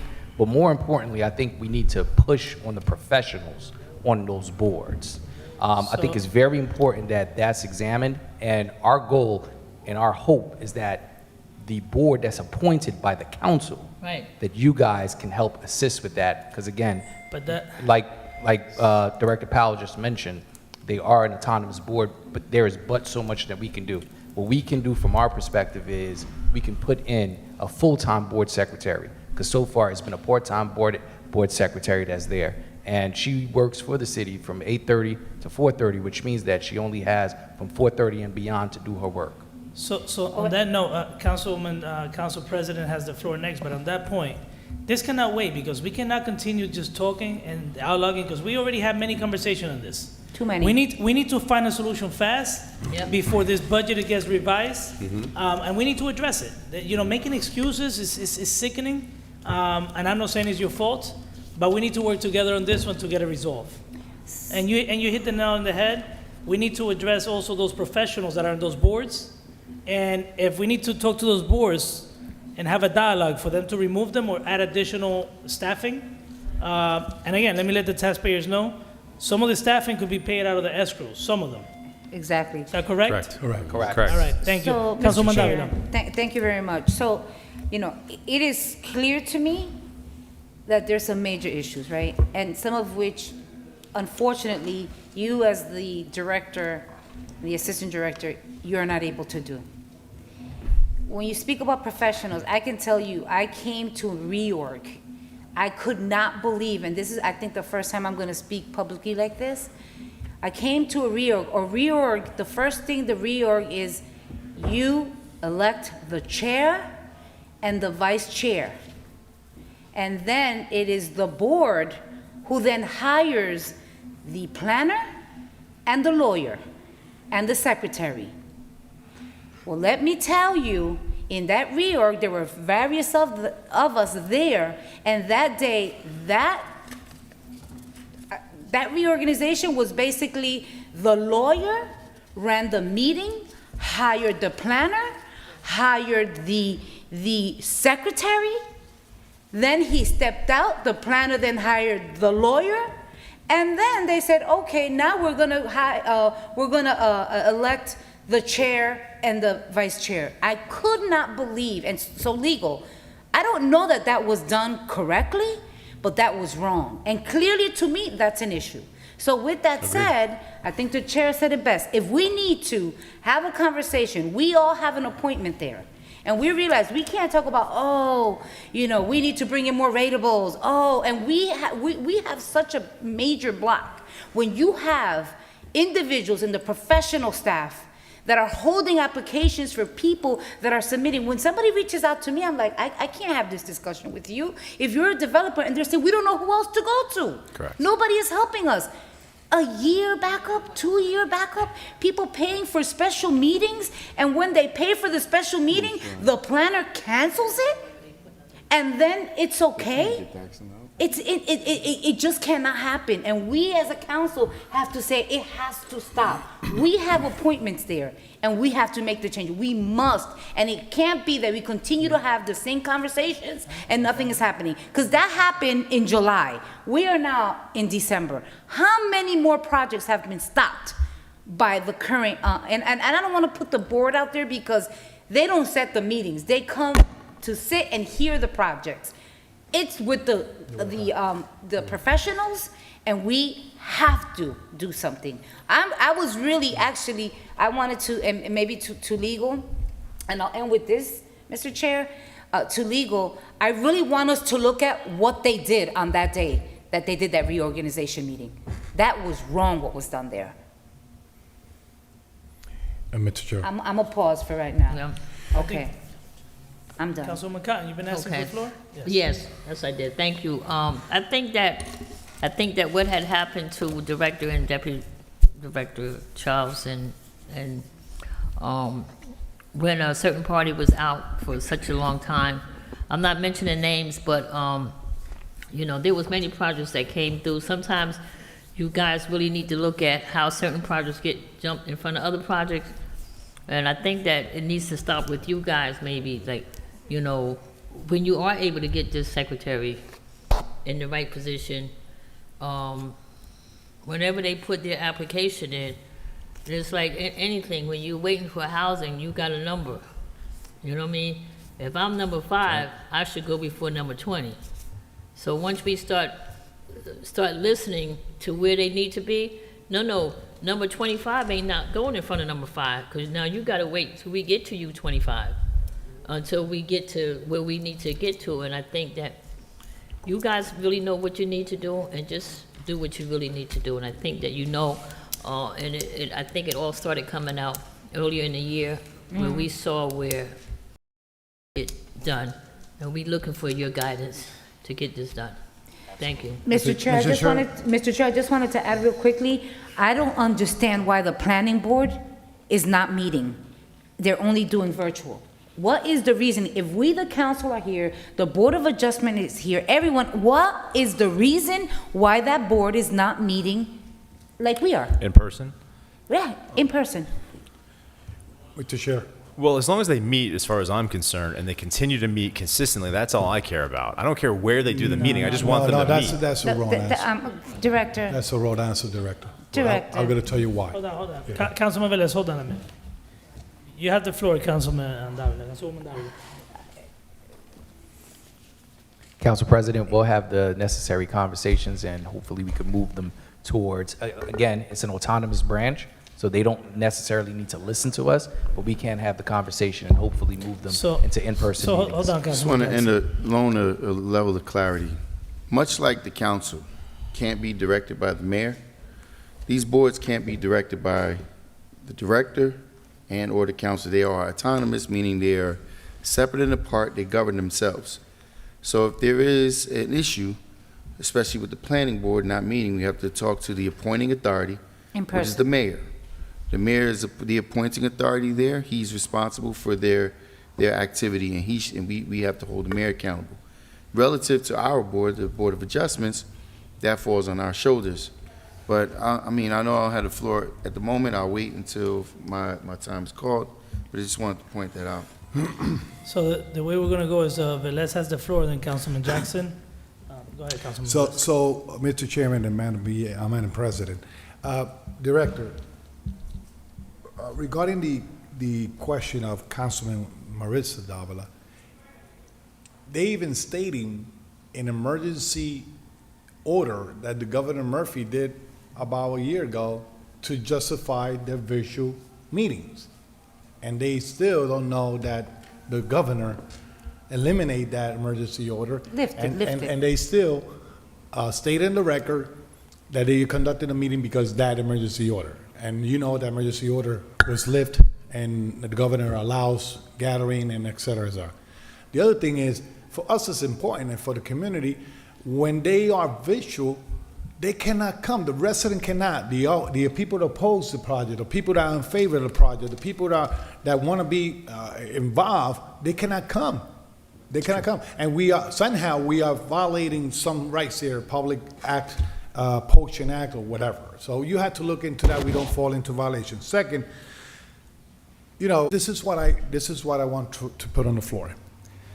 You have developers in the city of Paterson that comes to follow the redevelopment zone of our city that you created, that the zoning created, that the department created a new redevelopment zone. And those individuals That we approved. correct? So that's to on us. move forward, of course, to move forward the infrastructure of the city and avoid abandoned lots and all that stuff, right? Now, all those developers spend money to get into meetings and to spend more money to get into special meeting where they are waiting in calendar. I know we have the responsibility, not we, but the Board of Zoning has a responsibility to create a quorum. I understand that. And you had to try to make sure that those zoning commissioners, because they was not attending, et cetera, et cetera. So we don't But I want to don't go think that that's route. the issue now. The Correct. commissioners are attending. So, Councilman. The commissioner attending, Councilman, that's what I'm saying. But the thing is, the calendar of those, you had to avoid to enforce developer to go extra spending just to get in the meeting. So, Councilman. That's how I see it. So I think we've driven the point already that, you know, these boards are holding back the economic development of the city. You guys got the point already. We need to have a sit-down. Came through from civil service for an individual. And the original intent was to have that position at 70. The comment that we received from the personnel who is one step below the zoning officer position, so we couldn't post for it at 70. We couldn't budget for it at 70, but that currently is still being reviewed by personnel and civil service, because we want to verify that. This position is currently filled, correct? It is, yes. And the that's zoning correct. officer's position, is it filled? No, it's not. It's, and what is the zoning officer's position budgeted at? It's not budgeted here. Where's the budget? What was, It was a few years ago, so. She said it's not budgeted here. Wherever it's budgeted, what is It's the not intent? budgeted, it's not budgeted in ED anymore? You guys are not planning to hire that position? Well, no, I think. So Councilman Jackson, you got the floor again, I'm sorry. So, Councilman Jackson, you actually asked a really good question. I always ask very good questions. I don't need to be validated. I just need good answers. And I got an answer for you, sir. Like Lydia just made mention, the initial, this dual title was one level below an actual zoning officer. Knowing and understanding that it was one level below the zoning officer, right now the conversation that we're having with civil service and we're having with personnel is to get the title to $70,000 if possible. If not, then we're going to be stuck at the $65,000. But I do understand the question, and I do understand what's necessary at this particular I didn't point. understand that. Of them were at 70,000. And now what we're looking for is to confirm with civil service that the senior housing and zoning inspector / zoning officer, we're looking to confirm that it is one step below. So we had an employee who had worked out of title for quite some time, wasn't being compensated for it.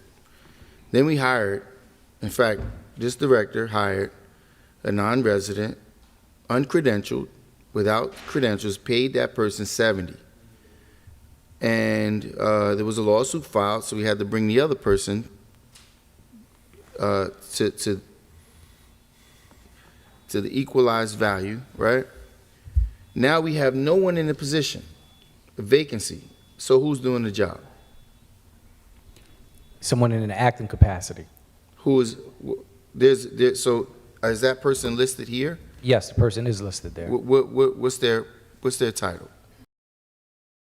At 17,000? No. Up where it says senior housing and zoning inspector / zoning officer, and see it says 70. The one that I'm asking about. Yeah. So the one that's being reduced. Well, So we had 2 employees we're paying 70,000 to. One with no credentials. Does the person holding this position, are they credentialed to hold that position? Yes. They're credentialed to hold which position? Yeah, they're going to operate. Do you mind, those are valid questions, but not, we gotta be careful. We get into personnel, matters, we're discussing people's qualifications. This is budgetary. Listen, if this council is giving the resources to properly run the department, and then we have non-credentialed personnel people doing it, see what we have to do here, and now we have people who are in position, who are asked now to do a job of 2, but being paid less. So when we get a less of a performance out of this person, what are we expecting? Not only that, I still have to get to the fact that,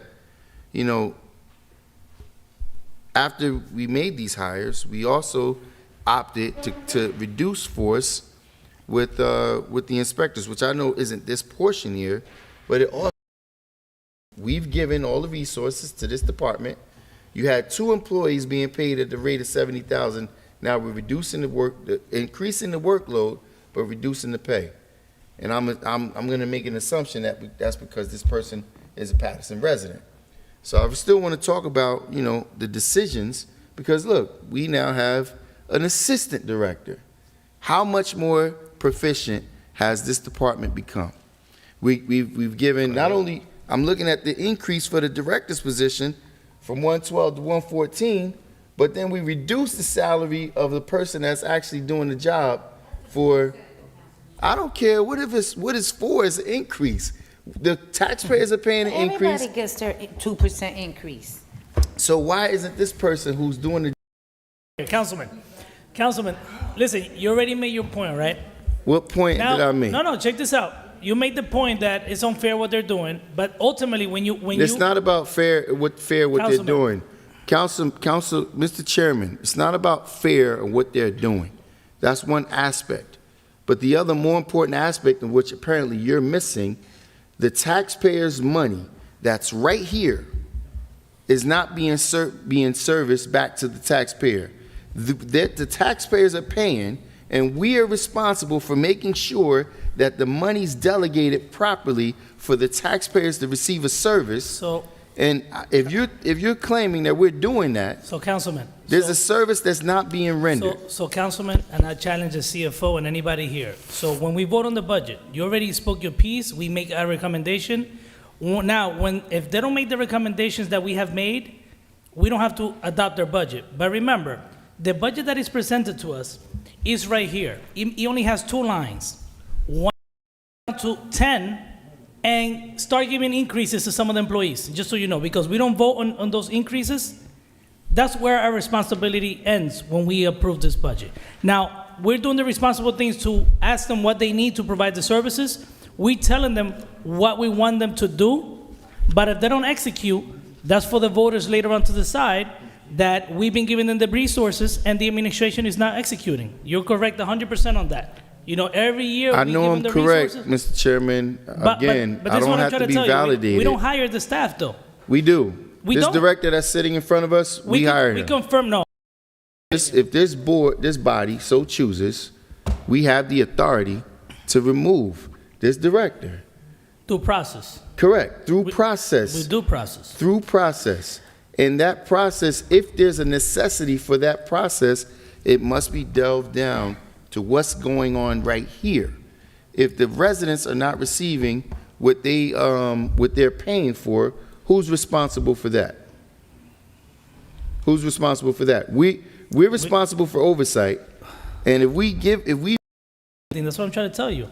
correct, so can you explain to me, even as your tenure as chairman of finance? Yes. And as council president? Yes. When did we ever hold anybody accountable for that We action? hold them accountable all the time. Explain to me when. All right, let's not do a back and forth. Hold on. No, but Explain Council to me President, when this is and how. important. It's not a back and forth. I want him to tell, I'm gonna give him the last word. What is, when you say hold them accountable, what do you mean? And I'm not gonna say anything. I just hope council members, after we approve the budget, we do not control their hiring practices or the increases that they give out. So what can we do as council members? Tell me if I'm wrong, Corporation Council. We can cut that budget.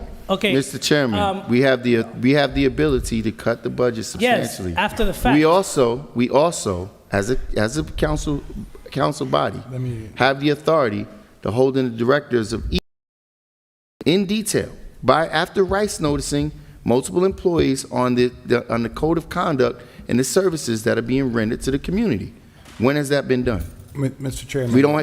Do you need the city attorney to give you? That's not for. Mr. Chairman. Hold on a minute. We already Council stated. President, I'm gonna be leaving. Okay, Council President. No, you're the council president now. You're leaving, okay? Yes. So we already told you how we feel. We have heard from the community out there.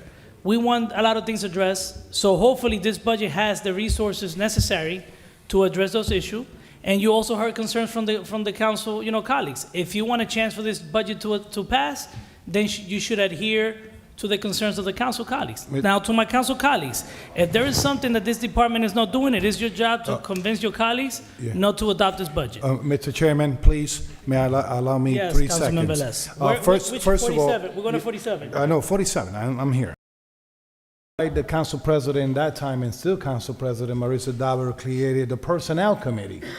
That's why when the legal department was like without information or some of the council didn't get information, that's why Councilman Mintz recommended a legal committee. Like I'm also recommending a labor law Councilman, committee. I understand. So this is one of the things I gotta say. Still got DPW to do. I know, and that's very important, and that's my chair.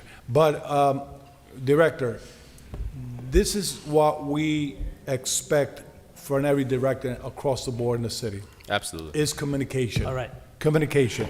And probably is some people harm. And just so we clear, the recommendation is to increase the budget by 5,000 for this position, correct? You heard, it was clear. This is back on YouTube. We got to do a lot of things. I don't want to repeat everything that we said. I hope one of you 5, 6 in the administration actually know exactly what we asked for. We all ask things independently. So that's why I don't want to repeat. I don't want to get into that right now. We go have a coffee. Let's go to 47, please. 47, channel 47. So before you go, Councilman, give us an overview on 47. Why the increase? $209,000 increase. This is community improvements. The increase is for, So they approved 12. correct, Mr. Chairman, So we haven't adopted the budget yet, but they approved 12. correct. Without a budget, they approved 12. Without, Right now, we only have, listen to me for a minute. Right now, you're working on the budget that we approved last year. You Correct. only has 6 in there. correct. Is there vacancies in other areas that you could actually hire 12 today? There is? Yes, And that's the point that I tried to make earlier. You guys could proceed with the 12 as long as you don't overspend the overall budget. correct. Not good practice, right? The plan was not executed, I don't think that's accurate. was not accurate. First of all, I know there's code enforcement inspectors now. We just So- dealt with the issue on Straight Street. You had the young. I apologize. But there was a reduction in force. There was 6 that was removed. Weren't there? So the six zoning inspectors, or zoning trainees that we're looking to do is we're looking to increase in code enforcement based on some of the conversations that we've had with some of members of the council and some of the conversations that we've had with the community. You know, the ultimate goal that I think that's in conjunction with both the administration and the council is we want a clean and a safe city. So on that note, you're increasing 20, we approve the equivalent of 20 positions. You listed 20, we approved the dollar amount associated with those 20. But as of right now, you have 14 positions, you're increasing to 32.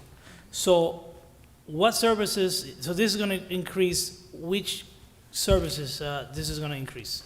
The goal is that the services are both in enforcement by every sense of the Okay. word of enforcement. Good enough, just want the public. Yeah, to hear. Chairman, So, Half of it was done by the zoning inspectors, and the other half was done by the housing inspectors. Based on what I'm currently seeing now, from the reports that I get from both both the Division of Community Improvements and the Division of Planning, those numbers are still in line. But what you will see is that there have been a tremendous reduction due to COVID as far as inspections that are happening because of the mandate. So when you see that dip is only because of the pandemic.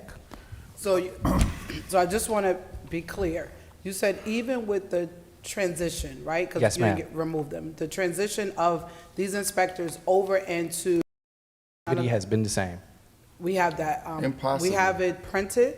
Yes. Is that documented? Yes, ma'am. Can you send that information? I would like to see. Absolutely. Over the last 5 years, what that workload was, and then what happened after we transferred. So the next question is there a need for inspectors in both of those departments, community improvement and planning? and zoning? There is a need for code enforcement officers, which we have here. We have 12. So if you look at the budget, we've increased. it's a part-time. You have to be careful what hours you're going to put them out there because it's real delicate, going into a house or enforce a code, code enforcement at 9:30 at night, 10 o'clock when people are sleeping, you know what I'm saying? So what is your question and recommendation for the budget? My recommendation is that, I know you mentioned weekends and nights.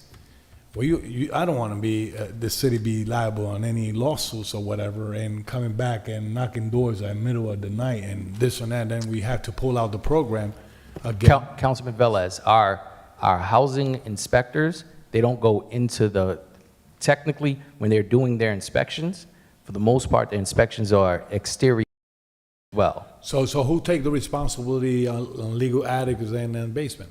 No, I'm saying for, Housing or no, I'm the saying code? for these inspectors, for after hours, what their responsibilities are going to be The outside. is outside unless it's something that's scheduled for us to be there. So they will address also with the help of the police, the after hours and all that stuff? I'm so sorry, I don't understand. With the help of the police, those code enforcers are going to address also the after hours places and isn't it? To the extent that it falls within comment clearly. I don't want to paraphrase. You said you moved or you changed inspectors from CI to planning and zoning? No, I didn't move because Well, a the lot of this department stuff was predates me. But what happened was, Well, you just made the statement. I'm not talking about the action. I'm saying you made a statement on where the reduction of force from one division was done to under one director to another director. I'm confused. I'm not sure of I the think question. the situation is that the zoning is allowable. So there's a director of zoning, There's a director of planning and zoning. planning and zoning. Right. So the idea being that those inspectors that do zoning related matters should report to the individual, the professional who is in charge of that division, who's in charge of the zoning purview itself. Who is that? I think Deutsch is. Deutsch? So I don't think we should talk about names, right? But No, I'm just saying, Director of Planning and Zoning. No, he's the planner, but he's, okay. correct. So my point is, so in the past, these inspectors that you reduced from CI, they were doing both zoning and CI. Kept a licensed pool of individuals so that they could get into those positions, which is what we currently have. So there's staff members that have dual certifications that could perform dual roles. Well, at least there are. Okay, so they were removed. Now, as part of the trainee thing. So, Mr. Chairman, I don't want to get too far into the administrative portion of this, but I believe isn't there? I'm trying to recall exactly. I got to look at it further. I have to get with Corporation Counsel. The function of that department, isn't it established by council vote? I don't know. What's the question? How's the division? Function, the function and who, how the department is issued. All the illegal work that we're talking about, the Councilman Velez placed in the second ward, where that person was forced to take down that addition that was done. But there's a ton of places that I know for sure that I've given to the inspectors. So the point that I'm making is now when you have this hierarchy, we've given them, they have a new assistant director. They've had 2 zoning directors or zoning officers. So they've had the resources. So I don't know how my colleagues, rest of my colleagues feel, but in order to have and dive in on this matter, we need to look at this again, and this won't be the last time we have this conversation because we could bring it up anytime. But I think I don't think who else is familiar with what Councilman Jackson is bringing up. What he's bringing up, the 2 different departments, board. Our authority and the Right. structure. Oh, Yes. I mean, he asked our legal counsel. He didn't answer, right? Well, that doesn't mean because he's legal Right. counsel that he's going to know everything. But let's give him one opportunity. Right. No, but I Go ahead. I needed to, if I can, before he answers, I just want to say that I know they had separated it. I mean, this is what I think. I send memos constantly. I send memos almost every other day for different to both departments. And you guys answer my memos, my memorandum that I sent on what needs to be functioned. And I know that some of these departments, and what I try to do as a councilwoman, I get a complaint from constituents about another piece of property. What I do is I'll go there and say to the owner, you're going to get a complaint. Can you do what you need to do? Can you clean it up? To me, the courtesy is to let them know. Now, if they don't want to do it, then an inspector's going to be coming out there, and they can't say that they wasn't warned. But I know that, I received the ticket, so at least my understanding that they're supposed to be warning. And what I find is that sometimes people don't care about warning. They want them to get slammed, but you got to warn people first. And I do as a council person, if you don't clean up this and you don't clean up that, you're going to get an inspector going to come, you're going to get a summons. And there's a couple things, and I said it I want to go to court with some of these people. Councilman. Because they ain't doing right, period. Could we- But I can't say, your department has Counsel- answered me, every department has answered me. Counsel- I don't look at So- your department so- as being dysfunctional. So, Your Councilwoman- department answers me. So, Councilwoman, Thank you. Can I just address her comment? Sure, but can we go back to the matter at hand, which Absolutely. is the budget, please? We would hope not to make any revenue because everybody is complying. So the first step is to educate some of these people. The truth is, everybody don't know what time to put their trash out. Some people, they just don't know. So I believe that giving our residents that first courtesy, that to me is very important on educating them about what's right versus what's wrong. And then eventually, we're going to have some repeat offenders. And those repeat community is what's best. If I may, Mr. Chairman, with all due respect,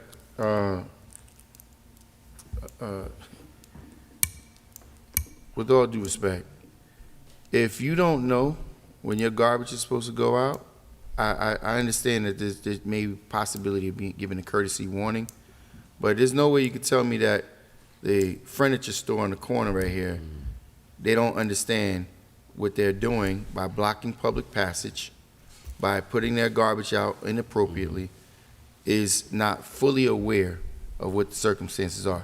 The only way, and I believe it was Councilman Rivera that said it earlier, we correct situations by enforcement. Correct. If your child doesn't understand certain things, there's punishment in place for enforcement, and that's just hasn't been happening. Absolutely. But I'm ready to move on. All right, let's go, council members, let's go to number 50, and then from this one, I think we'll go to DPW because all the other budgets don't have much change for this division, for this department, I mean. Let's go to number 50, which is the Uniform Construction Code. Mr. Chairman, number 50, I have a question on number 50. Proceed, Council. On the technical assistant to construction official, the salary on 2021 it was $84,588, and we budgeted for 2022 $105,499, $20,000, almost $21,000 different. Director, what is the explanation on that? We increased the number of technical assistants to the construction official. It's just two. I mean, we just Correct. But we budget. No. Excuse me. Hold on. You For did not increase the number. Budgeted for 1.5 last year, and then this year they came in on board, so now we have to budget for them in full. So the information that I have is wrong. So it's not No, two. It's there like is- 1.5 in there's 2021, and 2022 is 2. Correct. Correct. So, Okay. The next question, Mr. Chairman, that I have is plumbing subcode official. We have one person. The budget for 2021 salary was 57, 2022.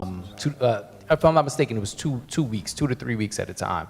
And what we had With the credentials, there should be some type of an agreement that's made, whether those services are rendered in kind, whether the services that way, if we need to backtrack and go back and look at those inspections and those approvals, who approved it? They're not employed by the city. Who's liable for it? The city's liable, but somebody else did it, and we didn't have no record of what jobs they worked on, what were the approvals, under what context were those approvals made, and was there any type of an agreement? I think, it's completely valid, the concerns, Corporation Counsel. I mean, how does somebody come and perform, the job of an inspector of this nature is critical. How do we allow somebody to come in here and perform that job without having some type of an arrangement or a contract with the city? an agreement 100%. And even if the services were going to be provided for free, we needed to, like you stated, we needed to have an agreement. It's no such thing. You can't just grab somebody from outside and bring them in to provide, to serve a function, and it's not an employee or a consultant, or we don't have any agreement in place. It's just bad practice.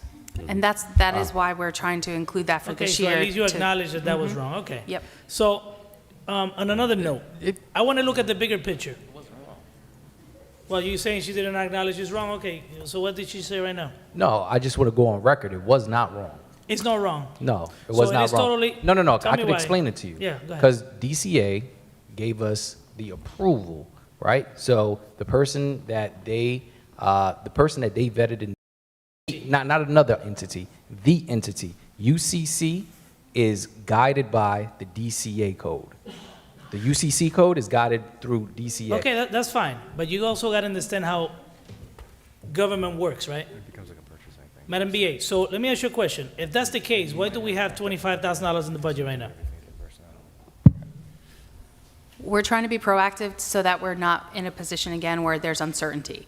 But right now, we want to go out to bid, that is the intention, so that we have a professional service contract in place, ready for us if we need it. And this is also a not to exceed amount. It's unlikely that it's something that might need to be used, but that we figured it was a good starting point. It's just, this is a similar authority, and we never approved it here. That should have never happened either, because we didn't have an agreement with the parking authority either. So I just want to give you examples of things that you might do that you think make sense, but doesn't mean that it's legal.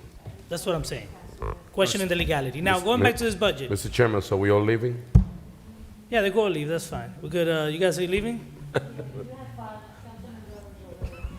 That's how important budgets are. But check this out. So we're going from 700,000 to 904,000. That's the, I don't get into the details, and we could, but I just want to know why the increase from 700,000 to 900,000 protect the taxpayers, and at the same time to make sure that the resources are in place, so we don't get an excuse later on that the services were not provided because the resources were not in the budget. So why this went up from 700 to 904? Because of we have the vacancies and the new. No, we budgeted for 700, and now we went to 904. This is what I spoke to you about before, Council. Column that says, it says 2021 adopted, 17 positions, right? Maybe there shouldn't be 17 positions. It says actual 2021, 14 positions. Then you have requests for 17 positions. So someone looking out there, you're requesting the same amount of positions that you had, that you requested, but I want to know the difference of 700 versus 904. 200,000. I think it's just a presentation. That's not. Yeah. That's a discussion we had last time. So, council colleagues, forget the number of positions. This budget went up by 204,000. And we could continue. And all is salary and wages. We could continue. Let's go to DPW. DPW, Yes. come on board. Thank you, Thank you, directors. Council. Very Thank you. quickly, Mr. Chairman, I don't want to prolong this unnecessarily, but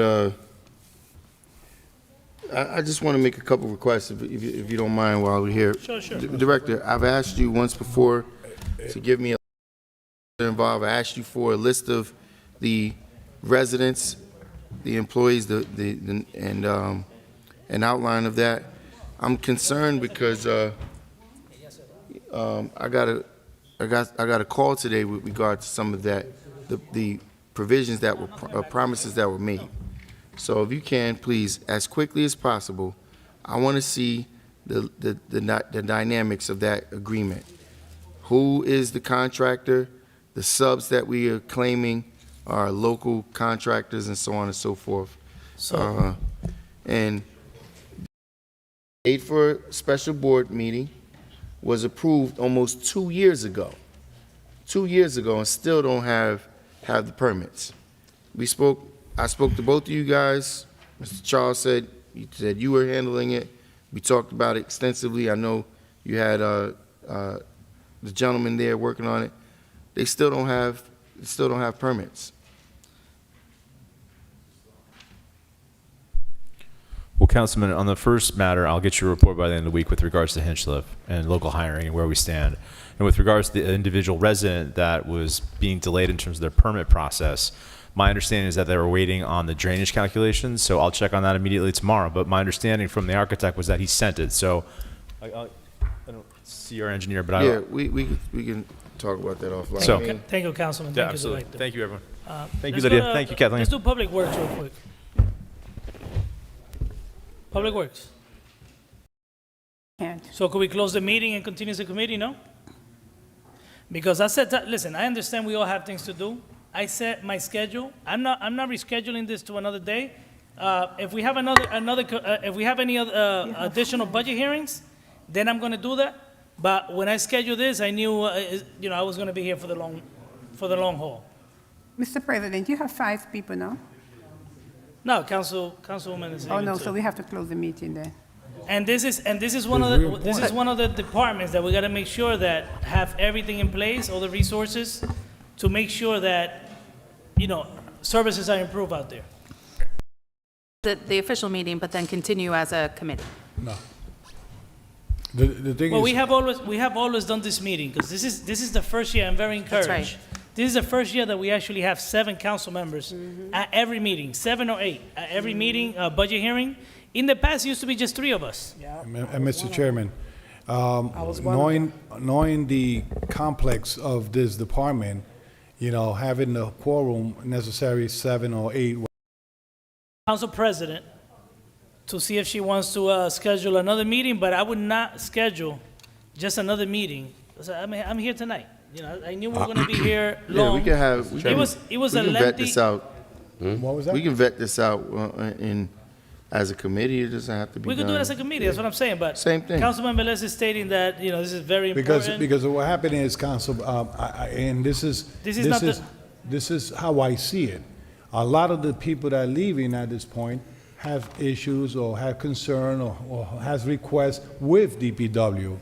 So, in seeing what we have seen in the past budget, we'll give them the opportunity to look into their budget to see what they had to increase on. So, Councilman, let me, I don't want to interrupt you, but let's just move it along.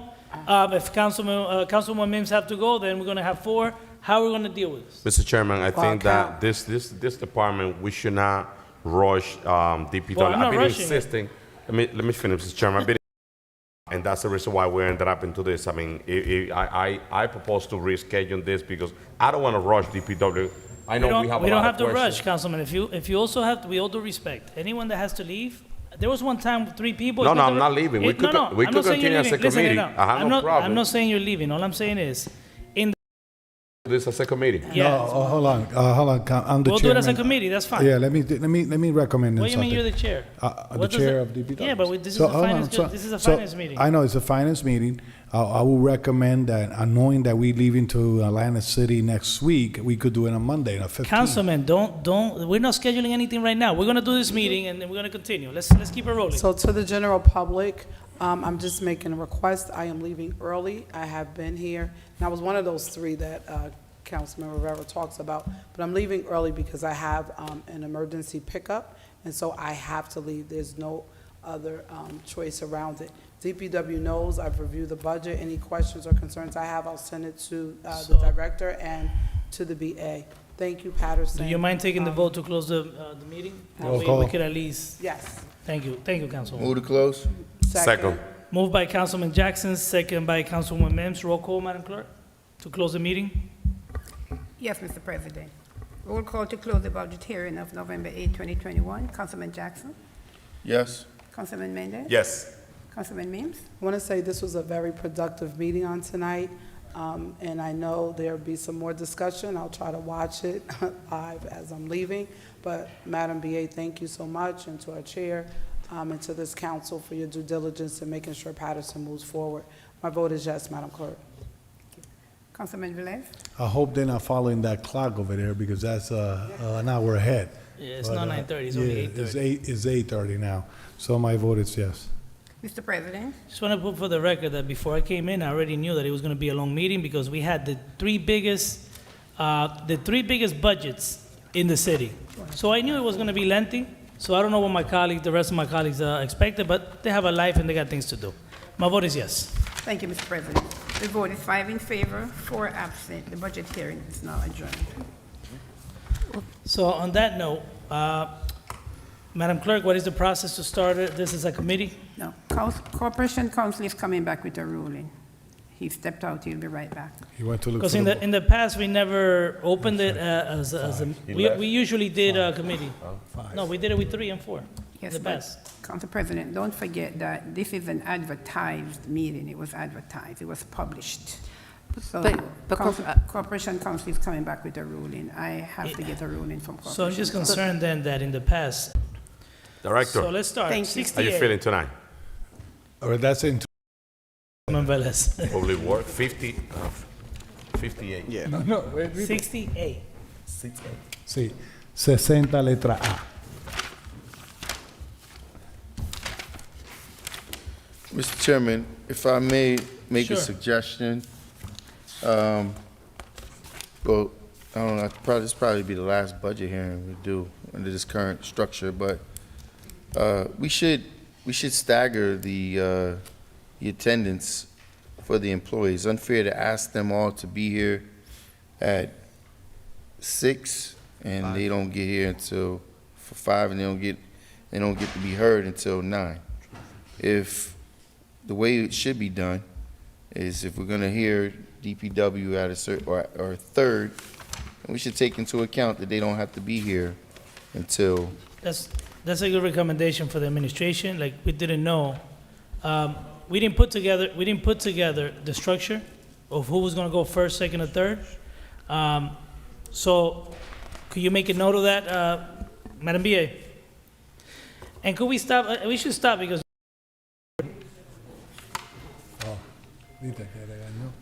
no, but if we have 5 or more in the if we have chambers 5 or at more, one we can't. time, The reason I'm saying, Madam Clerk, is because I know when we don't when wanna have- see you leave yet.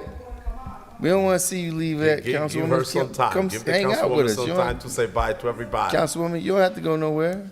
It's Council President.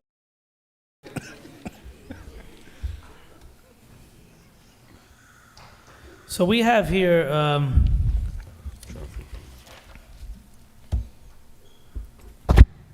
so let's go to 60. 60? 68 is the total budget. Let's go to 60. Okay. What we have here is, I believe we did a good job of consolidating a lot of O&Es into different departments, which will show as we go through the divisions. Any raises in the O&E is due to contracts. Yeah, get a little closer to the mic. So I noticed that right now you still got to hire 2 more people, an account clerk and Yes, and another account clerk part-time. yes. Is there any other change that we should know about to In this one? 6010, no. All right. Do you have, I guess Just- this is the and- administration budget, do you have the administrative staff that you actually need to Well- supervise and make sure that the operation is handled? And we're doing Mr. Council Chairman, President. question on Okay, who has a 46. question? Councilman Mendez and then Councilman Velez. 60, just really quick, Director, the OE, in the OE, you have $42,000 for outside service GPS. Those are the GPS for the truck, for all the truck and Yes. vehicle on the DPW department? Yes, So that's the outside service that yes. you're using Yeah, we got the same service that the fire department has now, under, I believe, just their civilian to vehicles. monitor every vehicle for Every the DPW DPW department. vehicle. You know who is each vehicle Yes. at any point in time? Yes. Okay. Good. Council President. Councilman Velez. I see across, I didn't saw it across the board and other departments, but I see you have the cell phone maintenance cut to 52.5%? Yeah, the MiFi was moved over to the outside services with the GPS, so that cut the bill in half. Go So, down. so They you're just not moved cutting? it. They just moved it. We from just one moved line Oh, to you the just other. moved, Yes, moved it, but yes. they still gotta get the service? Yes. Okay, good. So this is what I'm saying. This is a good start, right? At least we see something being done differently and being executed. We've been asking for GPSs, and it's already on this budget. So this is a good start. Let's continue. So we're going to Chairman. 60. Yes, Councilman Jackson. I'm sorry. Director, the position for municipal department head, is that the director's position? That's me, yes. There's no 2%? No, it should be a longevity raise in here, though. I'm 25 in February. Yeah, but you got to get 2%. That position is we not should gotta- entitled to 2% as No? well? I thought everybody get 2%. No, because it's by salary ordinance. Is it that? Yes. that- we got to revisit. We got to revisit. ordinance. We got to revisit that ordinance because the But- ordinance is to hire someone, right? You cannot. You hire someone at is it 115? No, 105. The 115, 105. the 115.5 is with my longevity. In February, I go up another 2%. That's what I'm saying. So why you not budgeting for the 2%? Just oversight. What's that? It's just the oversight on this one. It should be there though. Oh, yeah. That's what Councilman Jackson asked. I was 63 or 60. So let's do 63. All right, I got a quick question, Mr. Chairman, on the Hold on, the road inspector salary in 2021. It was 50,000. 2022, we budgeted for 10,000. Yes. Additional, that's 20%. What's the explanation on this? We couldn't get a qualified candidate to fill that position at that salary, so we put it to 60, and we hired a qualified candidate. He's working now. When you say qualified, justifying the $10,000 increase because that person possessed what? Certain math skills, Experience? jobs experience, his background, schooling. Candidates that came before him didn't have that kind of stuff. So on that note, I just want to ask you a question. Yes. That's been troubling me for a while now. Are we keeping every time a road gets cut, are we keeping a list? Yes, we have. Okay, go ahead. You're gonna finish. If this person goes and inspect the way that the opening was closed, and on top of that, do we keep track to make sure that the company who broke, the street, they come here and repave the whole, if he has to do half or the full, who's doing that? This person that's his task now. He's with curb cuts, any resurfacing, utility cuts. His task is to keep track of that, keep quantities, make sure that they're putting back the proper fill. When did he start? Or he or she, I don't know. 3 weeks ago. It's worse, so I was like, couldn't be him. Every car had to go like the opposite direction because they couldn't pass through there. So I said, you know what? 2 months later, I said, I'm tired of this. I called Fred McGrawn. He called Passaic Valley Water Commission, and they came. But what I'm saying is, we have to, I'm sure other people pass through there. Yes. Things like this needs to be reported. That happened in the entire A city council of Paterson. person, or a resident shouldn't have to.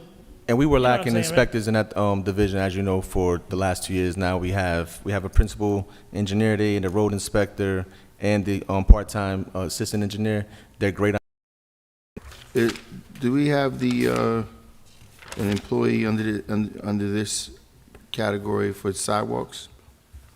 Inspection of sidewalks? Yeah, the road inspector will inspect all that. It's dual role? Yes. Sidewalks as well? Yeah. And just for a point of clarity, so relative to Councilman's question, if there's a violation, what's the process? Is there a process set in place? I think we should set that by code, by council code. When there's a violation, what should happen? Because I know there's several sidewalks that weren't ripped out. They were done without approval. And these roads that are being inspected, are they? Cool. All right. So we'll continue. Where we at? 63? Go to number 67. So 67 remain almost the same. This is the traffic division. So Councilman Mendez, you want to Sure, ask a the question? 67, the only thing I see is the question that I have on the traffic control. We have an OE $30,000 increase on the traffic control, Director. With the city. Okay, I have any other question? I see, I do have a paint question. supplies and stuff like that. I do have a question. Madam BA, is this, actually it has to be this, is this traffic? The person that's handling traffic, that handles, you say you were gonna contemplate hiring an additional person to address all the handicap signs, the issue with the delay of issuing handicap signs or removing them? Because I raised the question, how come you only have Office personnel into one division? That account clerk will be handling some of the stuff with the traffic engineer, also with the part-timer that will be handling. That'll be part of their task. So you want to have more than one person? Yes. So we could tell the residents, the people that have the need, the necessity, that hopefully going forward that Not it's tomorrow, gonna but be going better. forward. Not tomorrow, going forward, that the plan for next year at least. Yes. Is to address and do this in a timely manner. Council President. Also the overtime, hold on a minute. But the 80,000 is for what? I understand there's some, lights go out at night, but I noticed that there's a trend. Every year, since even before I became a council person, I see sometimes articles written, and it's usually the same people in departments making all the overtime, right? I'm not saying they're not justified, but it just sends the wrong message. No, and 80,000 is for who? No, I believe we a lot of trucks, Main and Ward, Getty and Madison. Those are always being knocked down. So, this we'll cover that.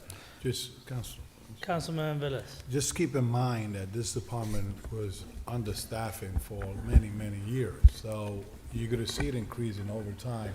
Well, I didn't If criticize. there's not a lot of employees on it. And So- I know, I'm just trying to make it better. So they did say that they hire, they put people in place to Correct. address a lot of the issue. And I was gonna ask that question. So you're gonna have traffic maintenance worker, or whatever. Yeah, when we go after the Good. when we go after the companies,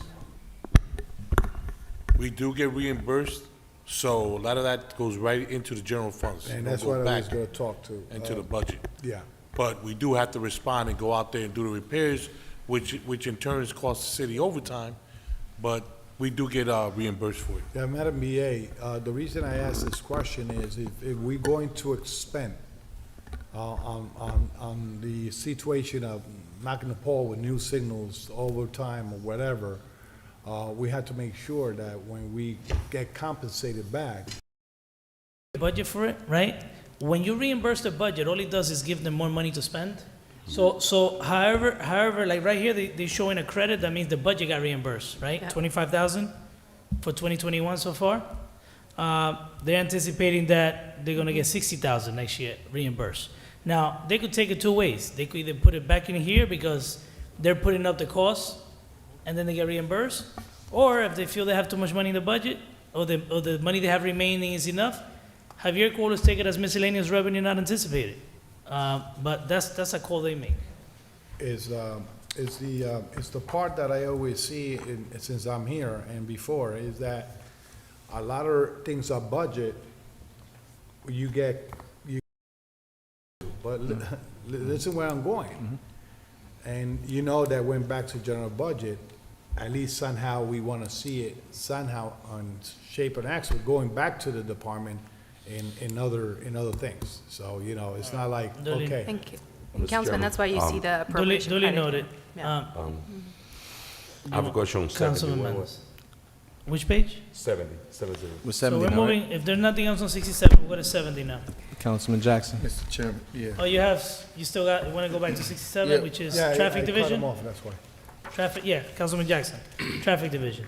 Well, it's mirroring Councilman Velez's question. So we do, just for a point of clarity, we do bill whenever there's an accident and the party destroys property that we have to go out and repair.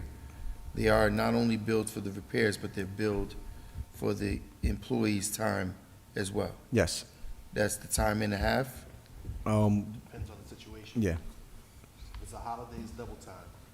If it's during the Okay, day, if well, during a no, regular no, no, work no. day, then it's I just wanted to make sure we were clear on that. And then I agree with Councilman Velez, because then it reflects poorly when the chairman is gonna, Mr. Chairman, when you ask 80, the amount in overtime, last year, I have to acknowledge, I've saw Bobby out there like almost every night, all the time. Lights down, man's down, something, and we also have to, I think, what we should make note of, and we should make provisions within our budgeting process, that when certain employees are absolutely mandated, like, they have to get out there after a certain amount of time, there should be some type of bonus. Because remember, we're recovering the money that's being paid out, so. And I don't think in government, I don't think we're allowed to do that.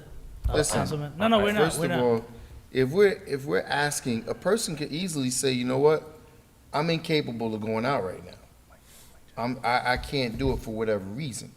To have an employee, certain employees, that's on call almost 24/7, if a certain year calls for them to go out more than an excessive, whatever that point in time is, we should find out when you're missing time from your family and things of that nature, how much money is really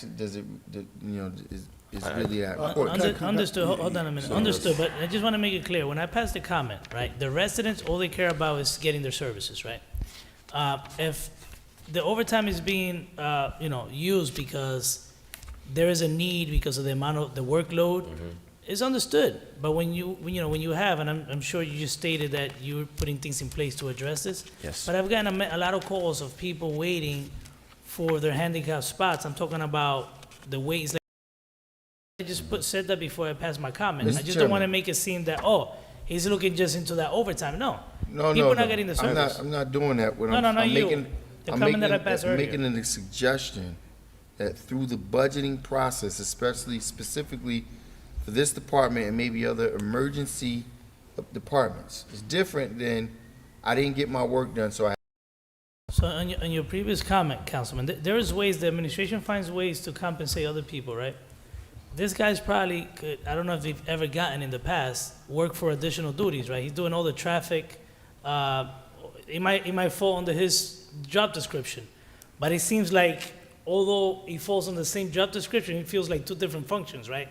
He has to deal with all this paperwork of into that personnel aspect, but when the administration wants to compensate someone, they find a way to the method of additional duties. Well, Mr. Chairman, that's why. Councilman, hold on, Councilman Mendez asked for the floor. Thank you, Councilman. thank you, Mr. Chairman, and I tried to stick into the budget, into the number, but that conversation is a very sensitive topic, and quite honestly, I remember during the storm, for me, it's concerning when I see employees out there 24 hours around the clock, because, I mean, you're a human being, we're all human beings, you get tired, and they pass to be into a liability, and they put in their life at risk, and I remember the storm, you saw employees on that position, it's okay to do overtime a certain, time, but at the same time, we gotta be mindful that they're a human being, you cannot put a person behind a wheel in a truck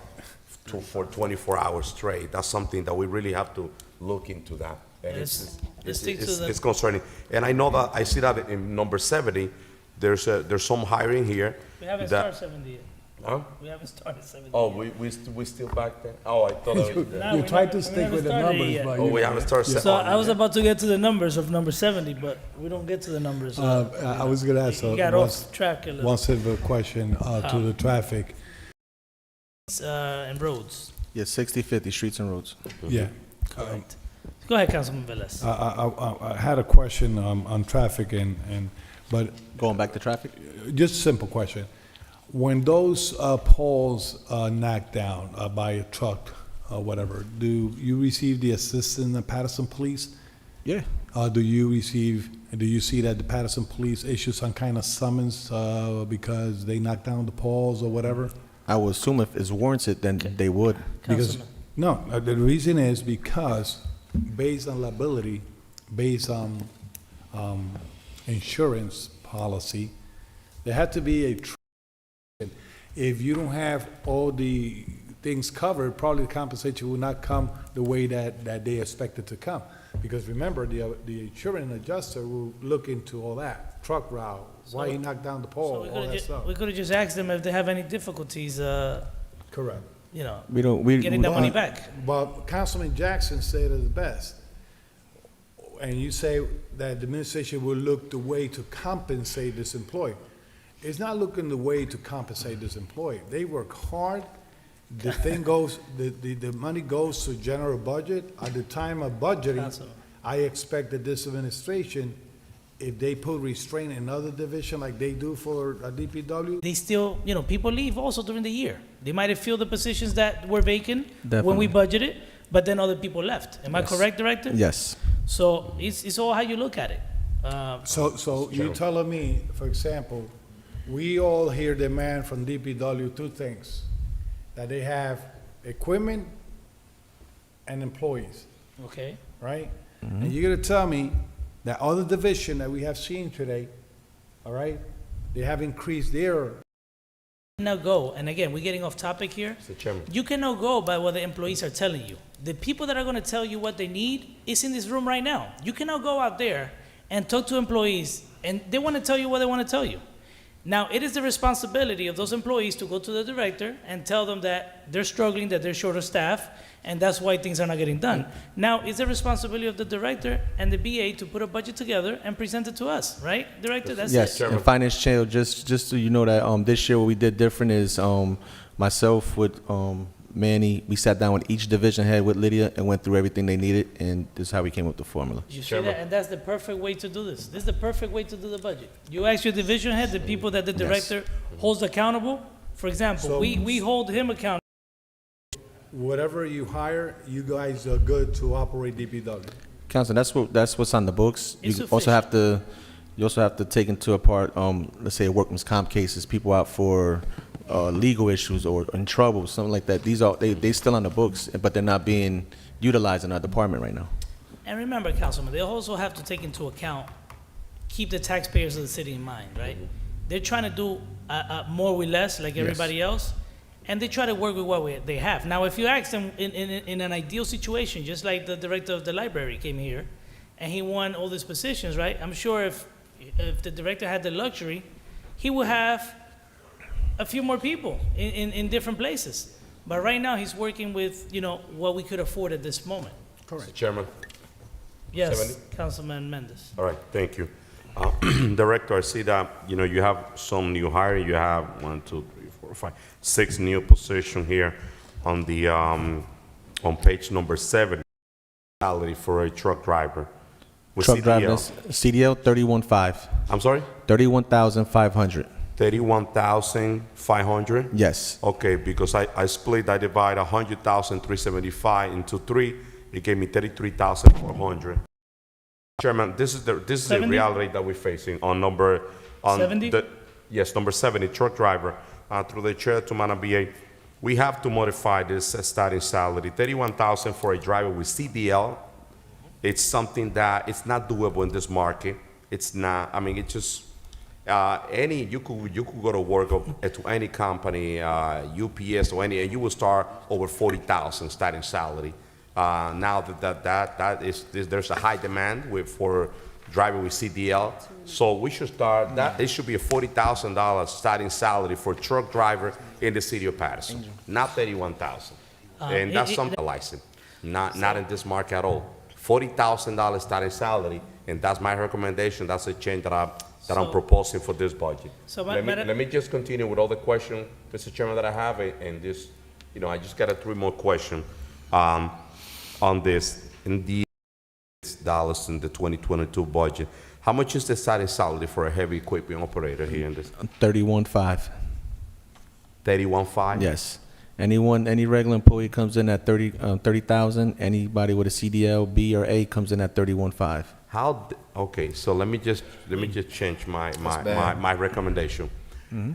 How difficult? I have taken note of the recommendation. I understand the conversation here. And this is something that we have to look throughout, because I remember Councilwoman Mims always, we got to increase, and I don't mean this as a bad way. She's been pushing for increases for DPW employees. You know what I told her? I said, and I think I mentioned it to you guys. I said, the way to go is to put steps in there then, because it is hard to increase one and not the other. How will you feel if somebody comes in making 40,000, right? But you have a current driver right now making 31. So you got to have a mechanism in place where you put steps. For example, somebody's been here 20 years. You cannot grab somebody new. Let you continue, but I'm serious about this. We cannot continue running the city this way. There's always an excuse. So Councilman, I'm putting that on record. this is one time that Councilman Jackson's, we have some authority in certain things. So this is what happened. There's going to be a budget time to fill a few positions. We want to see change, and we have seen some change lately, right? We want to continue to see the change, right? That's 1. 2, if the BA don't look into this matter, we could always vote down the budget, Councilman. You saying that that's the only way we could do it through the budget. That's the only. But once we approve the budget, there's nothing else that we could do. Mr. Chairman, Mr. Council President, You know, if you look at the recommendation that Councilman Mendez gave, saying, I need this, and we know it's contractual, if we and have a fair bargain with the administration based on those steps. If you look at the civil service hiring salary range, every position has a starting up to what you could offer. What all depends. But I don't think our top number. I don't think our top number. Yeah. In any of the, in a lot of the, I would say most of the positions here, are not Correct. even close to the top number of the range. But if we create our own stepping salary, right? Then you could, whatever union is of DPW could go and say, listen, let's work into how to increase this to this and this to that and bargain more Councilman, percent. for new hires, you will have whatever starting salary, we need to get the person in here. But then For and this example, person 5 because I don't like them as much. But they've been here the same amount of time. For You can't do example, that. Chairman, he said that a truck driver, heavy equipment operator start with what? 31.5. 31.5. And you have laborers, okay, one that gets $34,000 a year. Councilman, but when So- I pass, so Councilman. if you look at the Let's see how many years he's responsibility, been here. hold on, if you look at the responsibility of a CDL driver, and it's not easy to maintain, a license. The number, all I Correct. said is there's got to be something in place. You got to do research, right? I just don't throw a number just to throw it. Maybe my council colleagues know what the going rate is. That's for the administration to investigate, but I'm not going to say pay a truck driver this much. That's for them to decide, But work that out with the unions. BA, They should just work that out with the unions, Councilman. Madam Mr. BA, Chairman. Madam BA, in the past administration, and you could go on the record, you could look on the record my statement. When the past BA was here, and she was the state, leaving Councilman. Paterson, we have 2 individuals used to work in Shredding Tree Division, and they are now in the state, doing the same job. We all know, Councilman, we all know that everybody's underpaid here. It just needs to be addressed. We could always talk. There's going to be council members that are going to say, well, 5 years ago I said we should, it's not when you say it. Not the Wait time. till 22. We're the legislative body, right? Although they're in the middle of negotiations, Going through the budget. we could get legal opinion and we could do whatever we need to do. Councilman Jackson, let's just, and I don't want to prolong it. After Councilman Jackson, we're going to continue with the budget. Well, Because this is- I'm going to revert back and put it back on your shoulders, Mr. Chairman. A moment ago, Councilman Mendez made a recommendation, and you chimed in and said you were wanting to bring forward solutions. I didn't hear the solution to what he's asking. Steps. So, once you then revert back and put that responsibility back on the administration, if this council saw fit to cut, we do what's necessary and bring forward the appropriate cuts. When the council sees fit that certain divisions and departments need to see substantial increases to increase services, then we should not delegate that responsibility back onto the administration, which obviously has not been happening. There's various members that we could point out throughout the administration that have gotten increases, and yet and still also to elect to increase in certain areas for the increase or at least the attempt to increase on services. I agree. If we have a disgruntled employee base in certain divisions because they're not being paid, compensated properly, and we have to take that into account to how the services are being rendered. So if we're going to make those suggestions, obviously, putting forward steps doesn't necessarily yield the same outcome. You have, go ahead. It's a combination, Councilman. We would have to, we as a council also, we don't have something here that some municipalities have, which is ranges, right? Established by ordinance. We don't have that. Nope. We don't have title and ranges. We don't have such a thing in the city of Paterson. Just so you know. That's one I way. understand we don't No, wait, have hold it. on. That's one way to address it. What I mean by steps, we cannot put steps in those ordinances. That's something that's done through negotiations, CBA. right? You have Collective your- bargaining agreement. Correct, right? Mhm. Your bargaining is through the bargaining agreement, and that's what I mean. We could we're not gonna approve your budget. Now, if the Yeah, but administration. you know, but you know what? That's how, But you listen, know guys, what? that's how the only way to Council do it. President, that statement we have heard over and over. We don't approve the budget. We Right. don't approve the budget. But yet when the we same lock- people in support. when we lock this administration and say, if you don't do this, and then the first thing is you're receiving calls from the high level of legislator. So- You receive a call, everybody. No, Oh, you what don't love see, Paterson. You don't love Councilman, this. what you see is various members in self-negotiations over at the administrative table, making certain deals while they continue to support what's been happening. Obviously, with you know, the community's tired of hearing and watching these meetings where we're going back and forth, and yet the services aren't being rendered. So for example, Council President, and to go to, there are not peon, there are not, the only one that we saw was, hold on, we only saw inspectors, for example, say, but there's other positions in those divisions that probably if I see them, they're not necessary. So, Councilman, So so we get, if we told them, you know what, let's cut those positions, they're not gonna. 2 years. This is what we charge to any employee that works no overtime, that this would be charged to them through Edmonds. Correct. okay. 77. Is this the one that we also were talking? Stuff like that. Other companies that come in to help us plow and remove snow. So, in other words, in the past, used to be $500,000, and you guys used to use it for salt and for removal of snow and this Salt and is that. line item 2717. Yeah, but I know, I see it, 2717, but Yeah. now it's 45,000.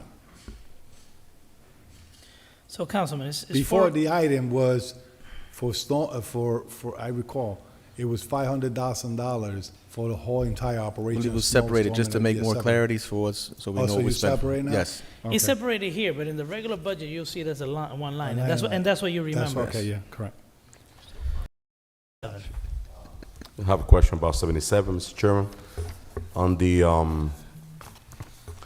director, the mechanic, Where 77 mechanic. mechanics. Got 3 2021, 3 in 2022, from 96, 96 I believe 464. We went up to 123 998. That's for the union increases, and then we added the one at the end of the year. Right, that's what it's, the late guy that we just hired. We just added, actually 2 mechanics at the end of the, one about 2 months ago and one about a month ago. That's the same situation we have with the Same- truck the drivers. same situation. Mechanic are low paid. The last question that I have on 77 is on OE, Yes. operating expenses, lease, in lease, we have in, on 2022, we have 292,332.50. What is this for? Yeah, this, so we just combined, we have 3 lease payments for our sweepers. Instead of taking from different line items, different divisions, we consolidated it into the garage into one line item so we can make the payments easier. So, Mr. Chairman, I got a question, if we operating fire, police, and DPW in the same communication room, Yes. why we have 3, budgeted for 3 radio dispatchers? These are ours. We still, Why- they're a call taking center. They're a call taking center for DPW. It won't be dispatched to DPW through our radio room. So, They will have communications with our radios also if there's an emergency, but any regular calls will be called into our radio. so we still have the operation dispatcher and the, Yeah. east side? Yeah. Right now, yes, we do. So I could call directly to the dispatcher? Or I have to go to the call? Monday through Friday, 24/7. Saturdays they close. Saturday, Sundays they're closed. Okay. Lydia, question, the 292,000 that was reclassified, where did that come from? Because we should see the reduction in the other budgets then. Different line items. But I just want to hear from Lydia, you'll see that we have the reductions in those No, other one was budgets? from the sewer. Took it out of the sewer utility, I believe, right? Sewer utility. Ground maintenance guys that we're trying to get in that left. We put 380s in, and we're just trying to fill those positions. All right. Actually, we just interviewed, so we should be filling them shortly.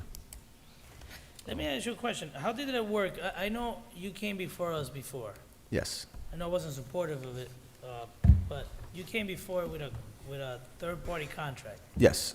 for, I think it was $40,000, right? $40,000. A while back. How did that work out? It worked out great. I believe we did 8 trees in total so far. We still have money in the contract. These were very dangerous trees. The most dangerous one being in the dead end of Rossiter, off of Chatham, which was just hanging in the rocks. It was a huge 42nd Street, and I can't remember the other address, but they large trees that they removed for us. So in this budget you submitted today, do you have money for that to be continued in the future? Yes, that's an. How much? Well, once the contract runs out, we'll renew it. I would want to up it a little bit more just in case for the way the storm's been coming lately with the winds and the rains. We down trees, so we want to up it, maybe double it. All right, and it's only being used on a needs basis. So you're gonna Yes, try to on use need your basis, staff- yes. Your staff first, Yes, staff first. just for support. Yes. All right, sounds good. I have a question, Mr. Chairman, on 40, Councilman Mendez. on number 80, Director. So the tree maintenance worker, so you have one person on 2021, and you adding 2 more on this department? Tree maintenance worker, so. Yes. So you're adding 2 more. So you just have one in the budget in 2021. That's the number. You didn't have more. Here also, there's actually 6 people in that tree, in that division, because they're part of parks. So we just moved one over to that detail. Okay, I have, especially in the east side area, so a lot of trees that need to be trimmed, so we have, especially in the third ward, that, including East Side Park, so and you know that I have pending requests on the pipeline, so. Actually, what we're trying to do with the tree maintenance work, and now with the ones that we have vacant, we're trying to see if we can find any actual tree climbers that work for shade tree companies before that are willing to come in to, work for the city of Paterson. So that's our hope. But do we have all the equipment in-house also for the, Yes. for the staff? Yes. To take action, okay. I know I sent you a few requests, but that's a need. A lot of my constituents, they want to fix the sidewalk, but, we gotta Yes. remove the tree and everything. Well, they got to remove the sidewalks first. Yeah, so. So, Director, Hold on a minute. Councilman Jackson. Mr. Chairman, is there any certifications or special training for some of those tree services? Somebody asked that already? No, you said Mr. Chairman. I'm sorry. Mr. Director, I apologize. It's been a long night. I apologize. Well, is there Schooling, they believe in my division, where to get them certified for forestry and stuff. So currently, we don't have, do we have any guys that do have certifications? Not certified through any forestry, but they have taken risk management classes. They know the risks and stuff. Cool, thank you. you finished, Council? So there's only one certified to go over the power line, right? Correct? No, nobody for is. No? But there's somebody, only No, one that's one of the, certified now? that's the one of the certifications that, Correct. that I want, no. There was somebody to be certified. to If go it's higher. not in PSCNG's main line, they will not Okay. cut it. That's up That's to, why you that's why we got hired the a company, company, right? yes. So Director, I see probably is the culture you want to go to, but you gonna move some employees that are already working to those positions, or you gonna hire in front of the Well, street? it's one and the same as Parks and Shade Tree. If they need an employee, if that day calls for some, a ground maintenance worker to go over there, then that's where to go. Correct. But we have 6 dedicated employees in Shade Tree right now. So, but, I know, but are you planning to move some employees that are in the department already to move into those positions as supervisors instead of? If they get the job, then we'll put a 380 in to backfill the position they left. Okay, all right. All right, let's continue. Mr. Chairman. I have a question for number 100. 100. No, just in case you want to leave early.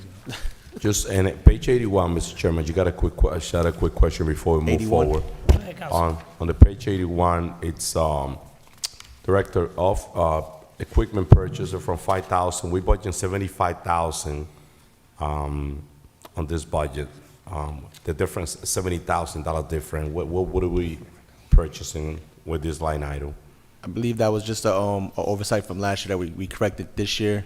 for chainsaws, chains, small equipment that, bucket saws, teeth for the chipper, teeth for the stump grinder, stuff like small equipment that we're gonna be using, over and over. But why we have only 5,000 in 2021? Is that the? Like I just said, that was probably, it was an oversight from last year. Oversight from last year, Yes. okay, sorry, I didn't hear that. And, horticultural supply from 35, Compliment crew, we're gonna need that extra money to back them up when we go in the field. And that's all kind of stuff. That's ropes and stuff that you need to climb. What is that, horticultural? Yes, that's all. I thought it was a Christmas tree bunches.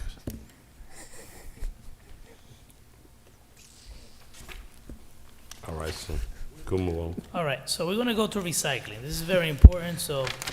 Recycling. So Director, I see here that we currently have 29 employees. We're looking to bring that up to 46, Hold on, Councilman. Let me get that. which some of them are vacant. I mean, some of them are part-timers. 85. We're doing number 85. So for the residents that are watching, we owe them this conversation. Yes, we do. Hopefully the administration looks into this and we could address it as soon as possible.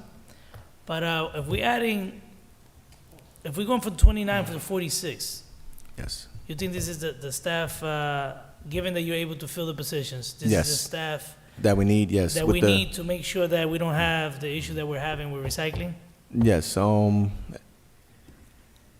I believe this amount of employees will do the job. Then you have to take into account, like I said earlier, there's cases that come with workman's comp, people call out sick. Not to say that's an excuse, but life does happen. You know, people get hurt on the job, stuff like that. But this would be adequate to help to handle recycling in the everyday. So let me ask you a question, Director. Yes. How many drivers do you usually have out there on a given day? We could do 8 trucks a day. So What? 3 years is enough. What we seeing now, Councilman Chair, if you could see, if you allow me, and Mike and Manny could Sure. attest to this, that are the people, the candidates that we've seen for CDL drivers lately have been older males that are here not for the money anymore, that just need the insurance, or they want to drive and they don't want to be bothered. You know, they don't want no problems in the city. We have, the last 3 drivers we have been great. So as long as we get that caliber of candidates, we're going to be good. But even those deserve to be fairly compensated. We No, cannot take no, a chance. definitely. I'm with you, listen, but we cannot take a chance to just, we can just target an older audience. Talking about recycling, we put some money to do the new drop-off recycling center. Yes. How's that working? The center is done. We're waiting. We're waiting on the containers for the center so that they can be filled. Once those containers arrive, we'll open it up to the public. That will alleviate, the schedule will be out there and will alleviate whoever misses. Well, that'll just give the public another avenue to recycle. Instead of holding it, they can bring it to the yard daily. Are we going to be restricted to only residents? Of course. Okay. Mr. Chairman, just got a quick question on 85, just not too much to add, I already. Increase the part-timers to full-timers, or we need to just have overtime our first year. We had lots of theories about what was ailing this division. When we started really following the data and every month looking at it, we started seeing the repetition of pulling people from other divisions. And so that hurt the divisions and on the other side, but then it hurt. But until we really started looking and that the division had started telling us, yes, because if you're used to just working with what you have, you're not always able to analyze the data in such a consistent basis. But these guys have really had their staff focus on that, and that's where we got to where we are today. Yeah, Madam BA, but the recycling department has been a disaster. You're talking about data. If this administration will be responsible enough, you guys will take another route and different action. That is what we're doing, Is Councilman. this grateful what our taxpayer have to go through with this mess with the recycling department? I mean, I think enough is enough of looking for data. I mean, it's a disaster. There's no explanation on that, on how this city is going through this city is filthy. People taking the recycling a long time ago, and you still looking for data. So Councilman, there's a lot of things, listen, there's a lot of things that we could say, But my question remained the same, right? We could do our end, just asking the administration if they have enough resources in place. We just had a conversation about recycling right now. So, Mr. Chairman. Councilman Jackson, I know you asked for the floor. Oh, okay. Thank you, Mr. Chairman. Madam BA, would you mind or be so You're a painter. That's good. And I think that's it. That's the change. Yeah, that's the change. Good. Let's go to. So, council member, there's only a 2% increase. No, that's good. Yeah. We could continue if there's no Let's go to question. 103. into the evening centers. So if you look at 6302, it's 1.7 million, whereas last year, it was just that 356,000, which is a reduction in the supervisor administration. And so we're putting those back in, which will allow more supervisory roles for some of the underserved sports. So that's one thing that the director would say. Hasn't been programming that speaks to every culture. And- Understood. I just wanted, Yeah. this information is important to us because if we have to take money from somewhere else to put into these programs, we have to do what we have to do as a council, you know? Council President. Council President. Councilman Velez. So in other words, you're eliminating recreation aid for soccer. No, we're actually Yes. creating, Hold on. and let me just clarify, we're creating a recreation supervisor position for soccer. Hold on. Right now, there's not a supervisor position for soccer. Some of the other sports are there, but not soccer. Have zero on recreation aid soccer. But now it's going to be one of the supervisory positions. That's what I want to go. So Yep. in other words, you have it for 32 eliminating for it, 32,000. All right, you're eliminating the recreation aid soccer. And now you're going to say you're going to have a recreation supervisor Correct. for the salary of So those salaries are closer in the 50,000 range. 50,000. Correct.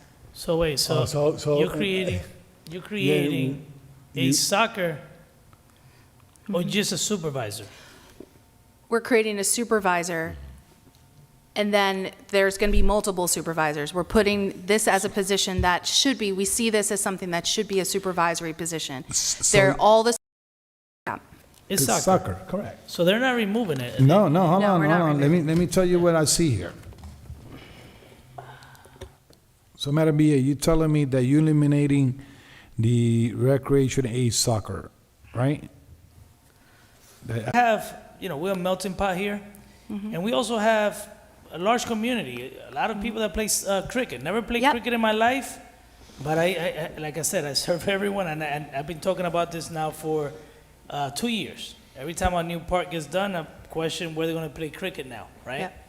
Because I see them utilizing it all the time. But what are we doing about cricket? there is one position that, as of right now, I think is going to be, I think is only going to be one. So we're not going to prolong this. We could have a conversation. We could have another conversation another time about funding some of these programs. But for the time being, hold on, no, Councilman.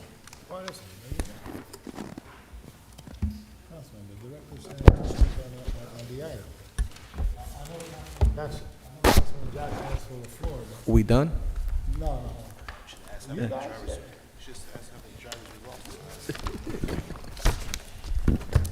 So sewer division. No, to the utility. We- To the utility. We have numbers, yeah, we have a specific, So, I won't prolong the session. I mean, I would like to get an answer on Director, and I think, I guess it's gonna go through the BA. If we don't run our own, sports programming, why is the need for a supervisor for these various sports? We don't have a city-ran football program. We don't have a city-ran basketball program. Do we now have a city-ran soccer program, Madam BA? We have city ran. I don't know if we have a full league soccer, but we do have a rec program that's sponsored. Rec program as Yeah, well? for I'll soccer. get more information All right. from you offline. Okay. Madam BA, one last question. The position for chief of staff, what division are we reviewing So that under?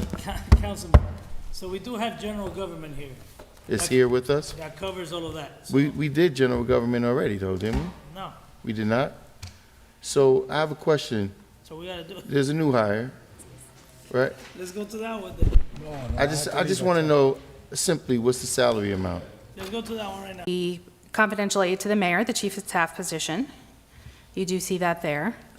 And But So I'm on sorry, on that note, I'm sorry, Mr. Councilman Chairman. Jackson just I'm asked sorry, for the salary. Mr. Chairman. So this is being requested, but there was a hire that was recently made. Yeah, What is so- the rate that the hire was made at? that is the rate. It is at 90,000. At the requested amount. So it was made without approval. In the budget, they could spend it. That's the law. That's the law. I understand that. No, but right now they have Mr. they Chairman. probably have you have, explain how that money's being spent right now. You Well, in hire- particular, there was a vacancy in the public information officer position for quite a period of time. And so there was just attrition for that can be used for this, short period of time since Is this person replacing someone else? the other employee has shifted to a different position. No, but this title, someone else held this title before. Yes, the title existed in the budget prior to this. And So if you're going through, you could see that it's partly that, it's the increases, the contractual increases for some of the other people, and then it's an increase in salary for public information officer as well, from the previous position to the current one. yeah, but the confidential aid went up 5,000. Just follow this for a minute. How much did we budget last year? The adopted budget was 464,840. That's what's important, because this is what happened. That number, that number and the requested is the number that's gonna drive our levy up, right? Doesn't matter what, I understand you making those adjustments. This budget that we approve has 464. Is that correct? I got it here. Correct. That's what we wanna see. The only, and again, this can be a conversation Because that we have. let me just say the last thing, so we don't continue to talk about this adjustment, and follow me, council members. You only could spend what you were budgeted, right? That means that the 464, that's all the money you had. I don't care how many positions you listed. Correct. You could list 2,000 if you want. You only have the capacity to approve a budget for 464. Correct. And I think that what was discussed in the budget hearing, there were some increases in last year's budget, which were not adopted until later in the year. Understood, but the reason So I'm that's bringing- why there was The reason I'm bringing this up is because when you decrease something like this with these adjustments, you also have the ability to increase another one, right? And that's what I mean. Just because, this is what I'm trying to tell you. It's not like we had a budget decrease last year. Did we decrease the levy last year? We didn't No, decrease the levy. Right. That's the point that I'm trying to make. Council President. Hold on. So the $69,000 is the list of all those positions. We budgeted. Going through the year and I have a budget gap for whatever reason. Revenue came in low, and I go through budgets and I see that the position hasn't been filled from January through March. I go and I cut that because That's the responsible thing to do. That's And what I did I'm here. not saying nothing about the 69. What I don't like is when we look at the 2021 adopted, then you got to show the adjustment on the bottom. We never adopted that top number. We adopted the yellow number. So when we're doing comparisons, I don't want to hear 509 compared to 534. No, I want to hear 464 compared to 534. But then Now, how would you like me to show that? show it just like that.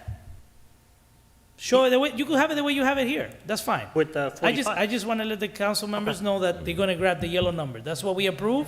Council. Hold on. Yeah. Councilman Velez, hold on a minute. So the yellow is what we approved last year.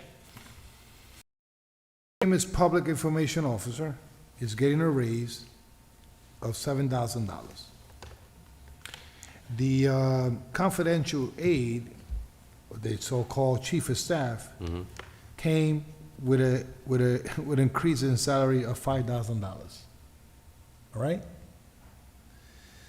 The other one probably is contractual, the 2% that I see or whatever, Being overlooked. Person a resident of Paterson? No. Hold on. The new hire is not. So, Okay, I'm sorry, Mr. Chairman, if I do that may. as a council. They cannot hire. We don't have, we're not line item vetoing. If you could. they'll only move money from They can, we have other to approve. places to Can put I it just say in here. something? So any transfers, Councilman, we have to approve, budget transfers, right? We have to approve. Can I finish? Hold on. That's after This is the fact. important. Any transfers we have to approve. Second, we could increase or decrease any line. I knew their law verbatim before, but I haven't checked it in a while. But we have the capacity to do all of that, Councilman. just Okay, so you know. so, yeah, I understand that. Madam BA, with all the respect that this second floor could have from me, should it change to confidential aid for the mayor, correct?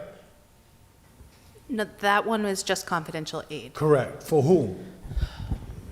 The position is called, the civil service title is confidential aid. but Confidential still aid, serving- for whom? Still For- serving as constituent services director. For whom? For what No, division? I'm just clarifying because there's actually a title that's called confidential aid to the mayor. So they're Okay. two different civil service So titles. in other words, that confidential aid, that is not says confidential aid to the mayor, could be floor to take care So, of constituent Councilman. services, correct? So, They're still Councilmember- providing constituent services. So, Councilmember, could we just ask the question? If there's any new positions that you want to question, ask what's the benefit to the residents, to the taxpayers? I think that question was already raised, right? Councilman No, Jackson it- raised that. Yeah. Give her time to provide an answer. Now, if we don't agree that that position is required, we could always reduce the budget. Okay, so We could always reduce it ourselves. I heard today the word director in that position. Why it's called director? Individual director of constituent services, because that is what they're doing. A lot of times in these unclassified titles, it's not the same as what your civil service title is. So what the car says? I don't know. Like, what I title you honestly use in the don't know. business code? I know that there were, because What I title know. you use in the So, business council card? members, this is what gets to me. We got crucified. Yeah. We Yeah, got crucified when we contemplated. Yeah. When we contemplated, crucified. We were in the newspaper for $23,000. We also were crucified when we decided that we needed assistance. The assistance is not to assist us; it's to assist, with all the needs of the residents out there. Right? We get calls all day, right? So a lot of people could say, "Look, yes, we have, we see the benefit to it," but the administration position gets created since I've been here. For a point of clarity, I've questioned every single one. Maybe you not, not maybe you, you have not. Councilman. I'm talking about we get crucified from the public, right? We get crucified from the public. We get crucified from the newspapers. But the newspapers don't write about. That's the narrative that the mayor puts out. The No, mayor puts that I out. was referring crucified by the media. Well, the mayor contacts the media. He contacted the media. So, Mr. Chairman, I think Mr. Chairman, finishing my topic here. So going down the line. Where are you going? Are- Wait, hold are on. you going hold to on. the other Hold budget? on. Why I are we wanna- jumping? Hey, Councilman, I'm going- let's not hold the meeting hustle. Let's just go fast. So are we done with Office of the Mayor? Mr. Chairman, I just have one request. So I know you moved from 108, you move up. I'm still on 108. Okay, I have just a recommendation, Mr. Chairman. First, administration, and Paterson need to hear that. Our taxpayer, they need to hear that. They need to know this. This is the first administration that I see that. Confidential aid at $71,400, of course, under the mayor. Confidential aid to talking about DPW workers at $31,000 with CDL. And my recommendation is to increase it at 40, at least to have the chance to have drivers. You got the mayor with all those increase.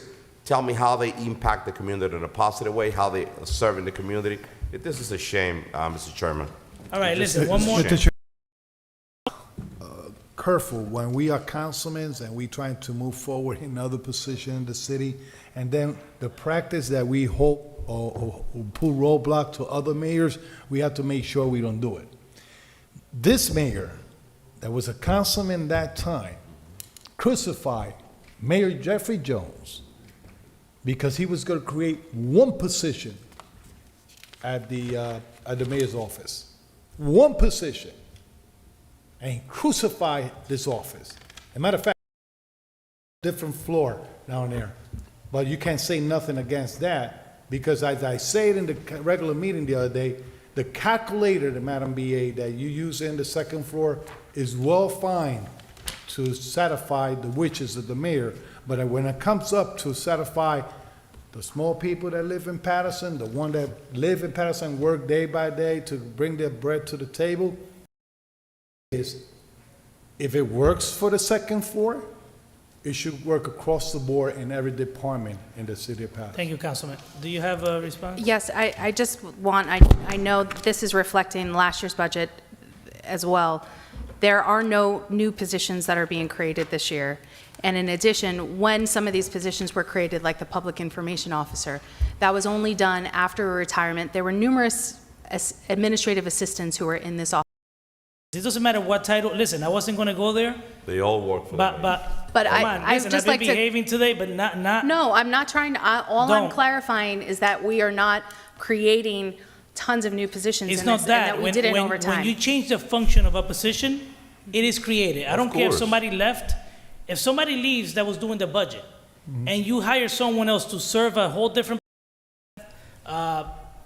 yes, and this bothers me because we got attacked by everyone on something that we wanted to do, not for ourselves, but for the city, and you get all these positions now. You know, I remember they used to crucify when they hired Horatio McCoy, and I never use names, but I forgot the name of the title. That's why I use his name. The constituent The council, services. constituent services. Correct. This council that was here crucified And- the and how- administration that was there. Hold And on. how much was the salary? Hold How on. much was the salary back then?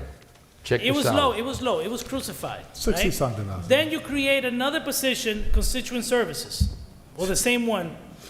Then you create a chief of staff. Justify it. So You let's cannot do justify the new this. positions. Let's do this, Council So let's Council just, President. let's just continue. Let's, We as a council could do two So- things. so- Listen. So, Mr. hold Chairman, on. Hold on. Mr. Chairman, what is your Councilman. recommendation? My recommendation is, as a council, depending how the whole council feel, if you guys feel that this is not beneficial to the taxpayers, we reduce the line item. Well, the problem is, Council President. Hold on, we reduce the line item. They have an obligation. They cannot My spend money. recommendation. Hold on. This is how. If you reduce the budget to an extent that they don't have the money in the budget to support all the staff, they could only do one thing legally. They have to lay off people. First of all, it was a slap in the face when you remove somebody that it has relation, not only with this community, in the whole state of New Jersey. Councilman, Oh, we're getting hold on. off, Councilman, we're And I getting don't off want the to go budget, there. though. Okay, so you're gonna narrative give is me, okay, I so you're gonna understand, give me, Madam BA, the duties and responsibility of the confidential aid and the confidential aid for the mayor. I want to compare something. She'll provide all of Because- this. Just this doing- position, Madam BA, not this, Yes. not just this position. You're gonna tell me for the past year you have not hired anyone that's the non-resident? No, we have been doing that. What we've been doing is providing that report to the council. Director Hannibal was doing that too. The Personnel Committee was It's not our salary, I know that for a fact. Who does our budget? Well, at the time, I lowered the amount. Okay, so that has to do with that position that the clerk, remember we had this discussion before that you wanted, Yes. you needed to hire one more secretary? I think Yes, it one was? secretary. All right, so that explains that.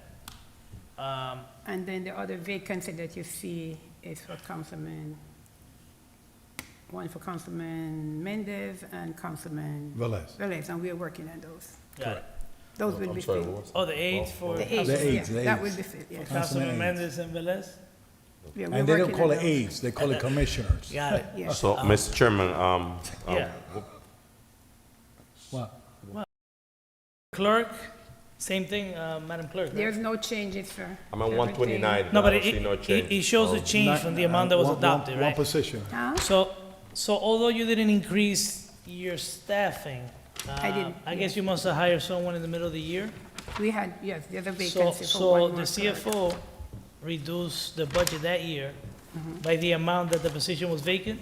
Yes. And now it shows an increase, but it's not actually an increase. You had that position I budgeted? had that. We just yes, didn't, Just one, we didn't adopt it with it.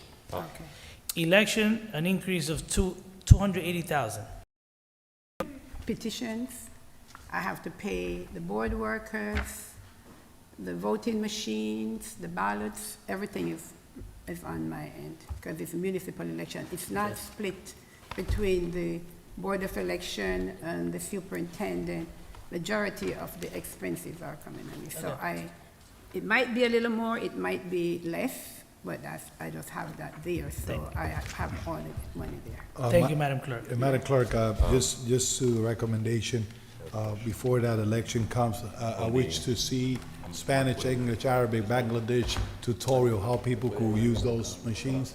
Because they like to see tutorials about Spanish, English, Bangladesh, and Arabic, how to go into the poll and use the machines. A lot of people didn't. Mr. President, if I may. Sure. The Board of Election and the superintendent.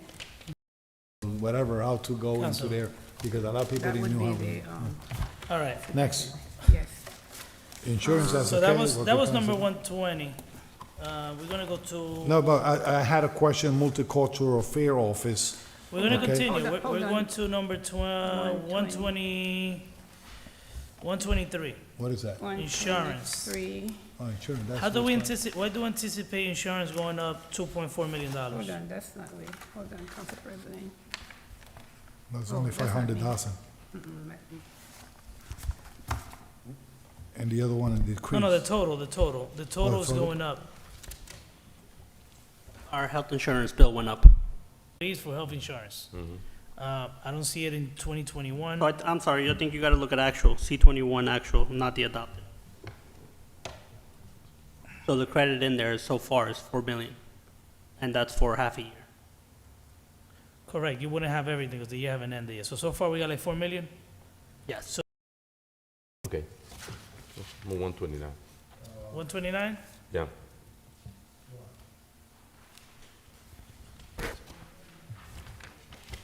Let's go to 129. Councilman, go ahead, you have a It question. it caught my attention that for consultant service, we budget 146,000 in 2021, and for 2022, we're budgeting 310,000, 164,000.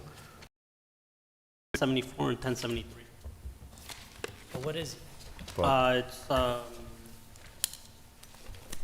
believe it's one of our insurance adjusters. And when you look at 1073, it's down from 5 million to 4.5. And I put it in 1074, which is from 4 million to 4.5. So 121, right?